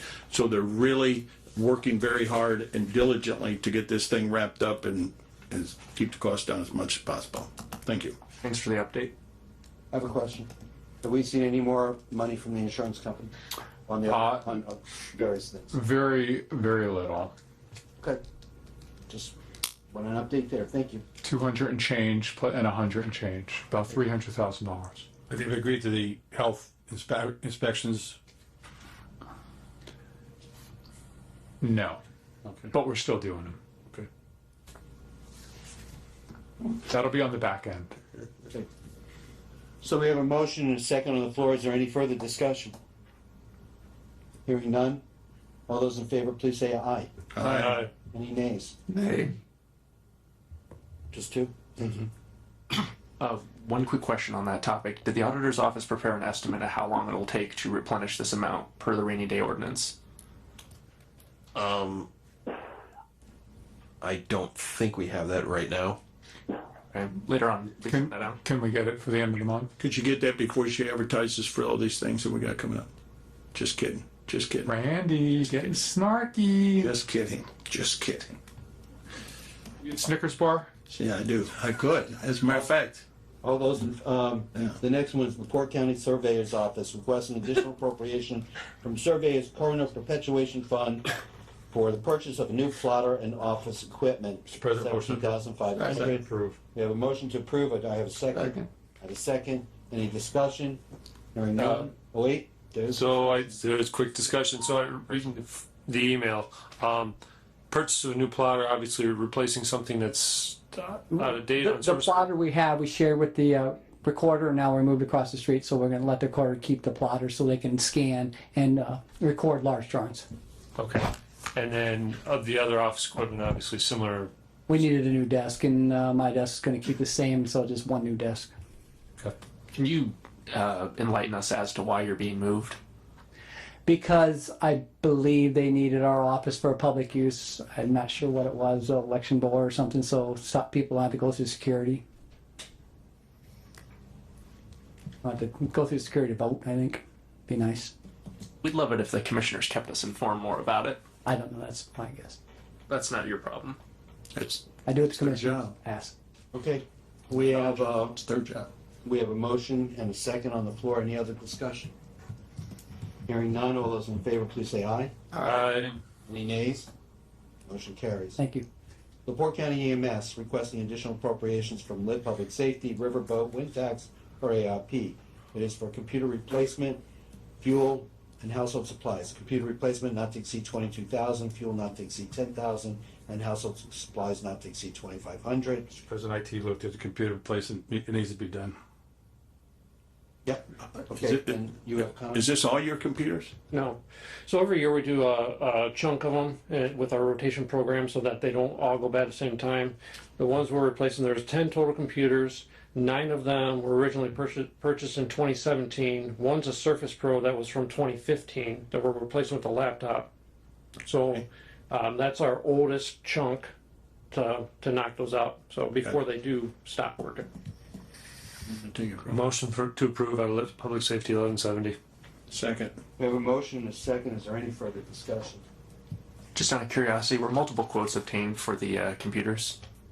No, we were directed to go to get pricing through Amazon to get the best pricing by the IT department. That's what we were instructed to do. Eric, my assistant, did all the pricing for me. We do believe we got the best pricing. Okay. For what it's worth, I know you could talk to the county assessor about this, but I know he was asking for new computers right around the time of like Black Friday, and I know he remembers thinking he mentioned something about like wishing he had purchased them during Black Friday. So if you have an opportunity to shop for deals, That'd be a heck of a deal there. Yeah. Just stand in line. Also, yeah, right. Yeah, stand in line. Yeah, sorry. He'll go out and help you.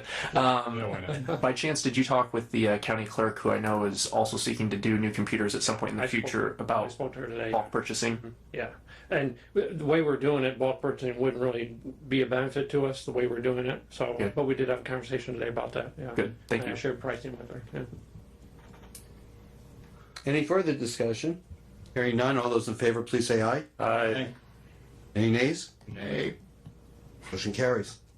LaPorte County Clerk requesting additional appropriation from Clerk's Record Perpetuation Fund for part-time help, $29,400, OASDI, $1,600, Medicare, $400, and claims, $8,600.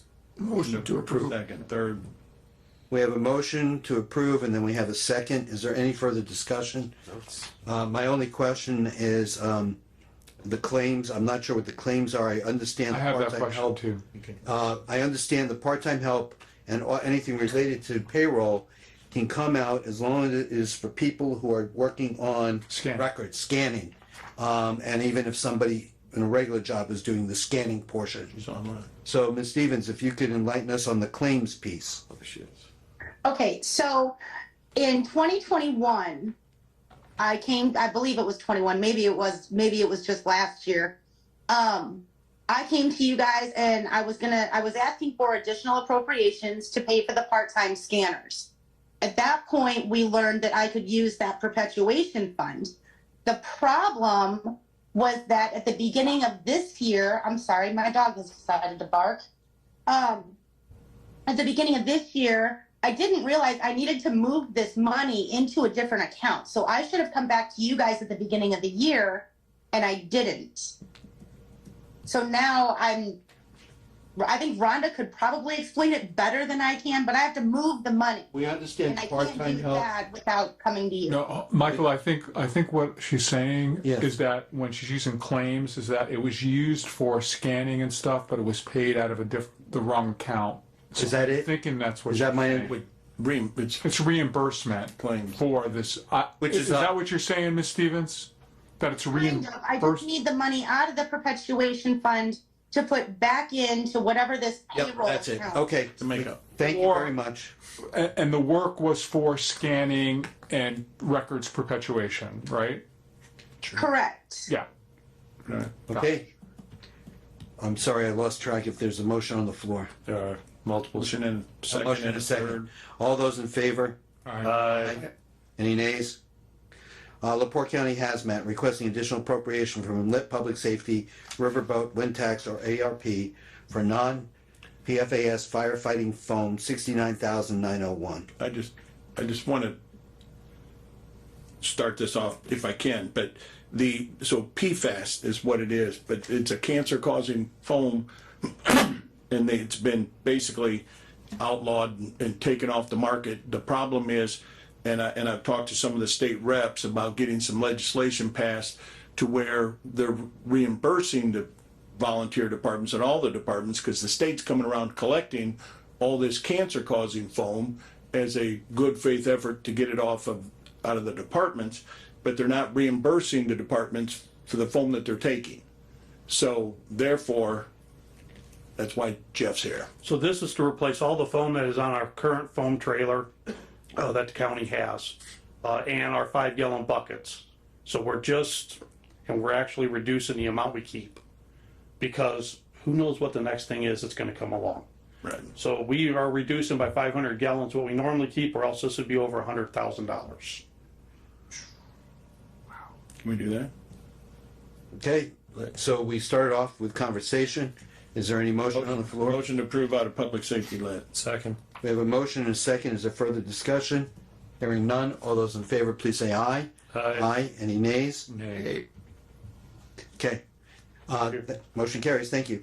LaPorte Superior Court number 4 requesting additional appropriations from Riverboat or Opioid Unrestricted Fund or Wind Tax or ARP for psychological evaluations for $4,500. Motion with opium unrestricted. Second. Okay, we have a motion and a second. Is there any discussion? Hearing none. All those in favor, please say aye. Aye. Any nays? Nay. Motion carries. LaPorte County Coroner requesting additional appropriations from Lit Economic Development. That would not go, so let's go with Riverboat, Wind Tax, or ARP for professional services for deputy paid $25,000 and autopsies for $15,000. And I believe that's to get her through the rest of the year. Or the next part. Actually, there's the invoices for the autopsies are covering invoices from neighboring counties. Oh, those are the autopsies that for people that are, Injured in LaPorte, transferred to some other county, and then the autopsy occurs because of. yes, it was clearly laid out. That's why I'm asking for additional autopsy money.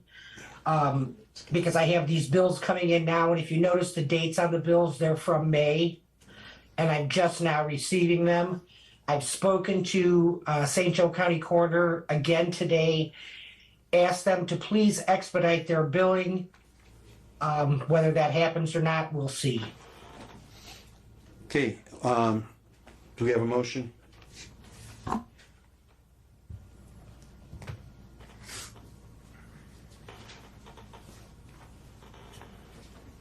Gentlemen, would anybody like to make a motion on paying these bills? 25 and 15? One other quick question, if it. Another question, please? Ms. Swanson, the 25,000 professional services, which is a little bit different than the invoices, can you explain that one a little bit further? The professional services is what my deputies are paid per call. My original budget for the year is 38,000, or I'm sorry, 30,000.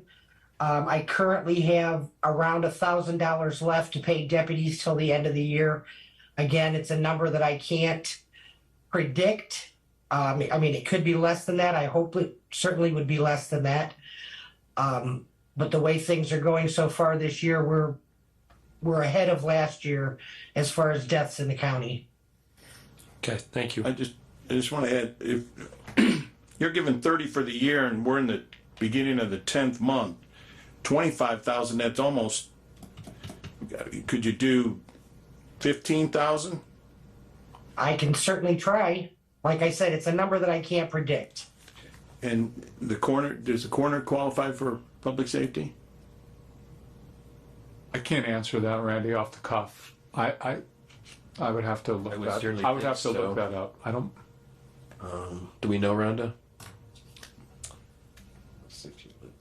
Anyway. Well, I'm looking at my public safety. It's not advertised here, anyway, and we'd I have don't to think hold it so. over, so. It's not listed in one of the uses on the Indiana code. Let me look this up. Oh, it's not even listed. No. Oh, We'll do. Motion to approve out of Riverboat, 15,000 for professional services and 15,000 for autopsies. We have a motion, do we have a second? Second. We have a second. Any further discussion? All those in favor, please say aye. Aye. Any nays? Thank Okay, you. 2 nays, thank you. We're up to the LaPorte County LaPorte County Small Animal Shelter. Requesting additional appropriations for part-time pay for 32,000. Would you like to speak? May on I? that, I'm please? happy to. So part of the shortage, they usually pay this out of their donation fund. The donation fund has been drained this year because of the shortage of the veterinarian that retired that was so graciously Dr. Dora. And so they're having to pay that. So right now, they're needing some more money and they usually, like I said, take care of it out of their donation account, but they're short in that, so. Motion to approve. We have a motion to approve. Do we have You're a gonna take second? it out of economic development lit? Please don't take it out of that. Riverboat, wind tax, or Economic development lit. No, you can't. That was, no, it's a mistake. shouldn't have been on it. Riverboat. Out of Riverboat? Yep. Okay, and we have a second? Yep. All those in favor, please say aye. Aye. Any nays? Hey, Got it. Mr. Rosenbaum, sir. Yes, sir. May I also ask, this wasn't on the agenda, but I had talked to Rhonda today and she said we might be able to add it on there real quick. I'm asking to also transfer 1,500 from one of my 3,000 accounts to a 2,000 account, if possible. That would go from, Can you do that? Yeah. Would you mind elaborating on the purpose? Yeah, we're And the gonna need dollar the amount? details and of the account numbers and the amount and reason. I'm asking to transfer 1,500 out of my food and supplies account, which is 2,039. It's a 1,000 account, into my hospital and veterinarian account, which is a 30,105 account. Mr. President. To help cover some of the expenses of the Second. clinic. We have a motion to approve and a second. All those in favor, please say aye. Aye. Any nays? Motion carries. Thank you very much. Thank you. Okay, we're down to LaPorte County EMA requesting additional appropriation in a public safety lit riverboat wind tax or ARP for Long Beach Siren, not to exceed $12,000. Good evening. Good evening. I just want to start off saying that it's my understanding that you did seek and did receive more than one bid, and you sought even more than that. And some people did not respond, but the effort was made. Correct. I did reach out. I've got actually two different quotes, and third one did call me back and said they did not want to, tackle this project. And the fourth one I never did hear back from. So part of the problem is this is actually putting in a pole, moving a pole, and a lot of electric companies don't do that work. So they're not. Can I add something? They don't want to. Real quick. Sorry. Just so that, not to interrupt Rob, but I just want to make sure everybody up here understands that Long Beach got the donation of the pole. Well, actually, they're paying for the pole, and They're supplying the pole Right. and the conduit going out to the pole that's going to be installed there. So well, I know there was some question on because they changed the location 3 times, and so we had to get 3 different quotes. The first quote was quite high because they were going to have to put in a whole new service. Everything would have been practically brand new. They're going to move it. They wanted to move it across the street, and it was a huge project to do that. Then they wanted to move it behind the new station, and then now they're putting it by the community center so they can hook into the generator. Yeah, the generator, backup generator there. So Motion to approve $12,000 out of lit public safety. Second. Third. We have a motion and a second on not to exceed $12,000. Any further discussion? Hearing none, all those in favor, please say aye. Aye. Any nays? Okay. LaPorte County Redevelopment Commission requesting additional appropriation from Lit Economic Development Riverboat Wind Tax or ARP, additional appropriation to cover remaining D&M contract not to exceed $287,682.87. And Mr. Novak, please. This isn't a new appropriation. This was money that was not encumbered from last year. Correct. So, that's all we're doing is we're reappropriating the money that we appropriated last year. It's still the same dollar amount. The project did not go over.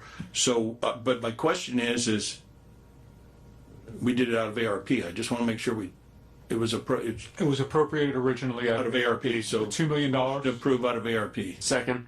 We have a motion and a second. Is there any further discussion? Hearing none, all those in favor, please say aye. Aye. Any nays? Okay.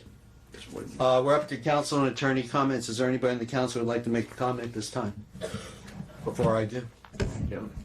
Okay, Mr. Cunningham, please. I just want to clarify on my nay votes were all on new appropriations. My aye votes were all on virtually, even if they were new appropriations, they were transfers from inside the department. Thank you for the clarity. Same to Mr. President. Today was a peaceful meeting, but I got questioned by radio station owner and also the paper. We had students here, and the quorum of last month's meeting has to stop. I'm not saying it didn't happen. Today was a good quorum, but unfortunately, the students should not have to listen or focus on that type of thing when they're here to watch government and how it works. Because government doesn't work that way. We all had commitments to be civil into our meetings, and that's not what we accepted this kind of thing. If it happens again, I'm going to use Robert's Rules of Orders because you can. I'm going to ask the meeting that we either get rid of the issue that we have, or I'll just ask for adjournment. And if nobody wants to adjourn, I would not be a participant of the next meeting if that's the case. That I'll leave when that happens, because that was a shameful thing we did in front of those students. Thank you. We want those students to leave here thinking we are a horribly boring bunch of people, right? It's disrespectful. That too. Disrespectful for our job. It's disrespectful for what we do. Completely agree. My comment, I wanted to bring up the commissioners at their last meeting passed a paid parental leave policy, which I think is a fantastic thing. However, my opinion is that policy should also be affirmed by the council, as there is an additional cost beyond what we would pay otherwise.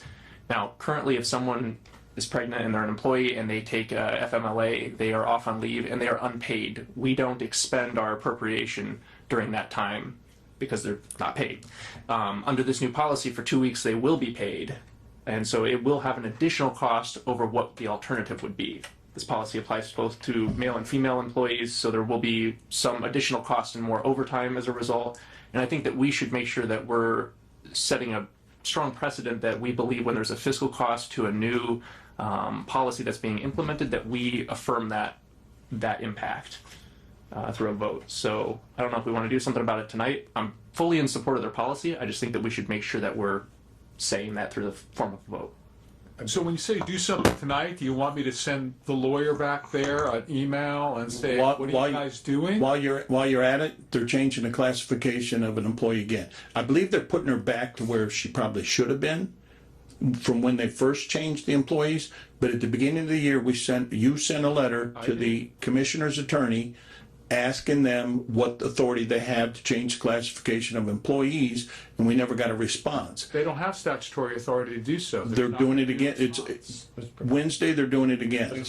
I need to add something to that. I do want to add that I did make an inquiry, copied both attorneys on this change. Yep. So this was just sent out last week, and so The eternal leave or the comments? no, we're talking about the change there. We want to get back to the question here. Is there some, can I just ask him? Can you ask us what was, so we're all informed, what was the change that we're back to, please? I understand you guys are trying to make a month, I'd like to know what we're talking about. You get 2 weeks paid leave and versus no pay. No, I know what you're talking about. We're talking about the reclassification. I didn't, if you don't mind. The highway superintendent from, Well, no, that's statutory. So I'm sorry, Mr. If I may, I believe I attended that commissioners meeting. I believe that the commissioners were recommending that we reclassify their executive assistant. They also changed the job title from a comment 5 to a comment 6. The way that I heard it, it was a recommendation. Mr. Paycheck's nodding yes, so I take that as concurrence. That I don't think they overstepped it, but they got pretty close. Thank you. I'm sorry. so here's what's on their agenda, just came on late. Consider changing highway superintendent's position from annual appointment to hired classification. No, that part of the gig is going to have to come before the council. Right. You guys determine class, well, but you see, so this is a lot more complicated than you think. Hold on one second, Mark. I'll wait just if you would. Because under the statute, the commission sets, the commission appoints them. They have the duty, and they set the rate of pay. So whether they're going to be exempt or non-exempt, look at the statute. So the issue is going to, you know what I mean? So I think that for that job, it's a lot different than the executive secretary job. I just think it's a different analysis. But with all that being said, there should be communication. And as Justin stated, I'm not opposed to it. We just need to get it. I think they're putting her back, this individual back to where they originally should be, and a lot of these people should be. It shouldn't be a political football that people every year somebody changes, people losing their jobs when they've been there for 15, 20 years. They should be allowed to go back to another position at the, let's say, the highway department, and not, you know, when you agree to take an appointment, you're not agreeing to be terminated if a year from now they don't want you to be the superintendent. That's my. But that, when we rewrite the county policies, I think that should be a specific policy. Gotcha. Along we rewrite the purchasing manual and we rewrite everything else. And when they do rewrite, sorry, Mark, the issue of providing a position for an employee who's removed from an appointed position, that probably also is going to need council involvement in that, because it's going to be a cost. Absolutely. Yes, Mark, go ahead. Mr. Yagowski, please. It's okay. This has happened 3 times during during my tenure. Especially noted that we said, even if the commissioners, I think Mr. Leck was here, even though the commissioners made that decision, doesn't mean that the council believes that it's right. So they can say whatever they want to say, but at the end of the year, if they decide that, because it's the same thing that's happened the next administration can change the same rule again. And so it's a change, but one goes back and forth. The council believes that these jobs were originally set up for this, that they were supposed to be appointed. They were appointed in other counties. This is not new. It's the same thing we do in other counties. If you guys want to change the rule, it's fine, but the next group comes in, they can change the rule right back again. They've changed it 3 times. Nobody's saying they can't appoint a person. It's changing the classification from exempt, from an employee to a non-exempt employee. They've been there for many years. Years of service has nothing to do with it. These are appointed positions, and they've been appointed positions. But what Randy's saying, Mark, what I hear him saying is, that's fine. You don't have to be the department head anymore, but that doesn't mean that you should lose your job at the county that you had for 15 or 20 years. You should go back to truck driver. That's what he's saying. Right. But the practice is a practice in the state of Indiana. Doesn't mean, So, doesn't make it right. It's your opinion, I understand, but we're going back and forth. This tennis ball is on this side of the court today. Next year, because I know we'll have a different people elected, it's going to be on the other side. I get it. It's happened 3 times during my tenure, Randy. I get it. I think we need to do what's right. Right now, we made a provision when we named Monique to the interim HR director that should we not hire her, we protect her job. Right. We did the right thing. We did the right thing, exactly. Right. We're saying you shouldn't lose your job with the county because you take a promotion and then somebody else gets voted in as a commissioner the next year. Common sense. Okay, we were up to Mr. Novak. I have one final comment. The world lost a great guy. Brian Kubith was a retired firefighter for many, many years, dedicated over 30 years to the Michigan City Fire Department, and very tragic, unexpected. He was having a heart valve replaced and died on the table. And he was a fantastic guy, great guy, and I just want to say kudos to Brian. So To close the loop here on the paid parental leave policy, how do we want to proceed? Can we approve it because there's no monetary? Can we make a motion to approve, Yeah, you can give it your blessing. It's not, I mean, it is what it is at this point. Point of order, it is monetary.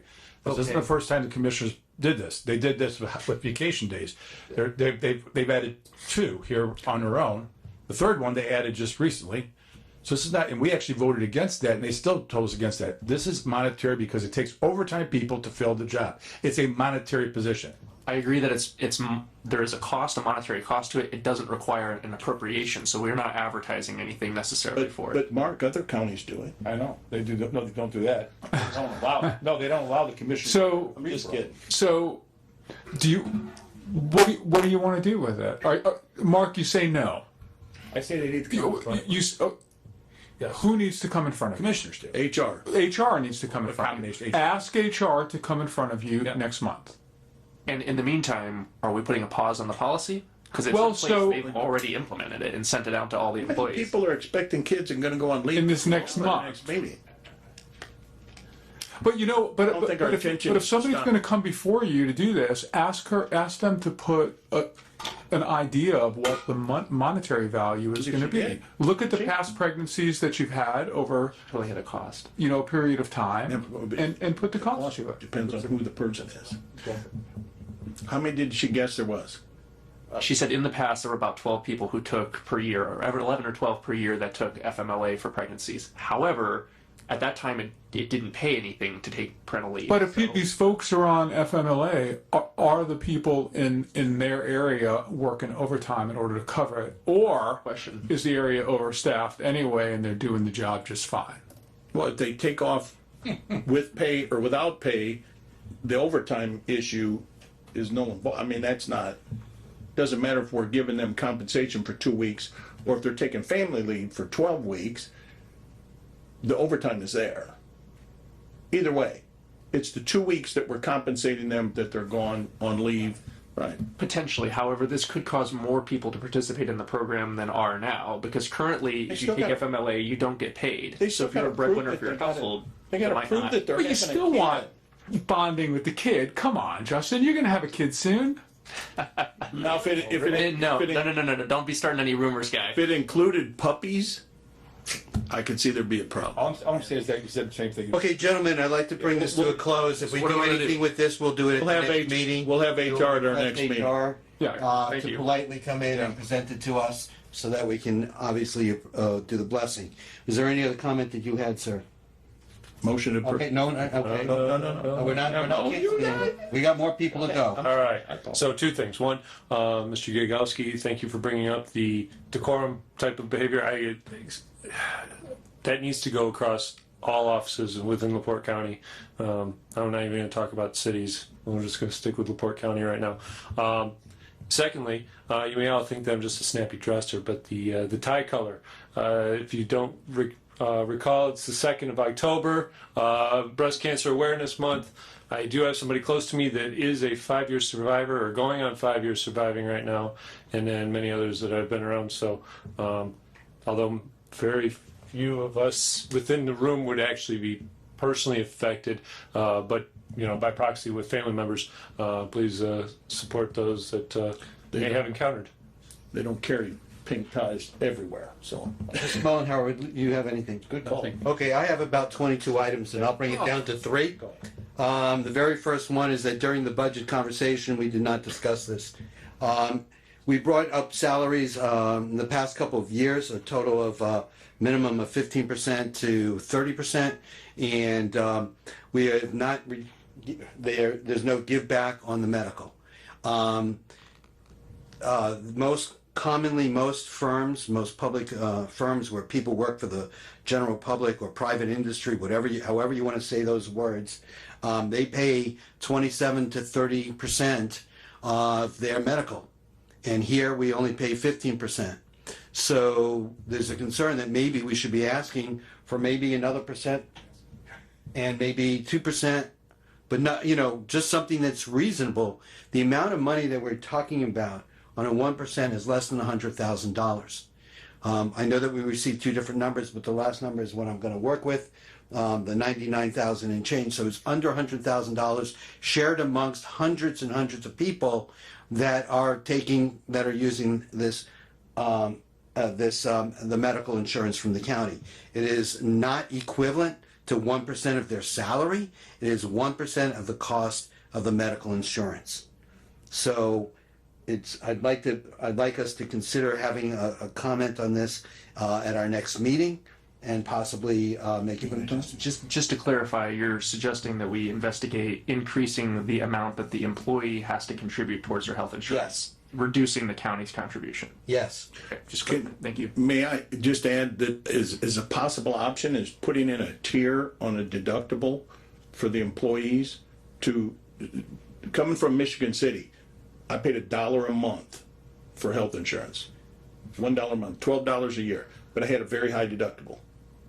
But that was my option. If I wanted to have a less deductible, I had to pay a much larger contribution. We do have 3 tiers.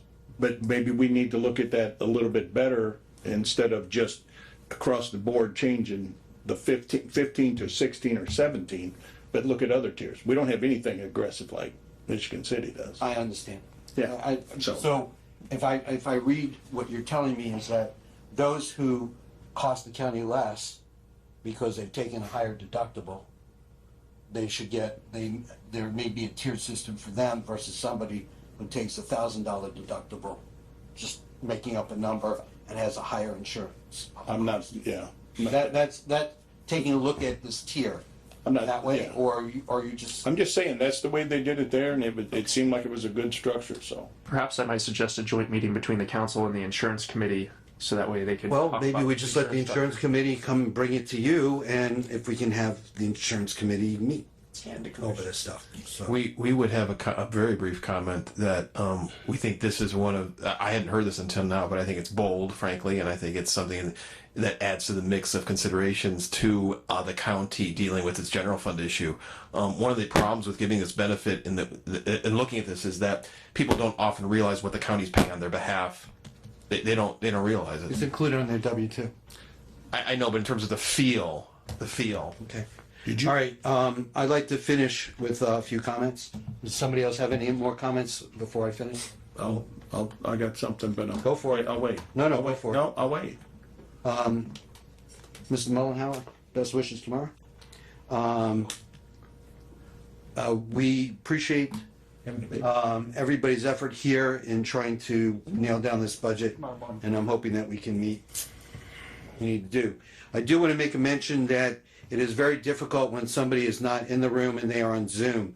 There is an overlap, and so sometimes if I appeared to be impatient, I apologize for that, but I'm not trying to, I'm trying to get my point across. That person doesn't realize I'm still talking, and so there becomes an overlap. It happens. We're going to try and be a little bit more patient with that in the future, and I'm going to end it with that. Those are my three things. Are you an anti-Zoom person?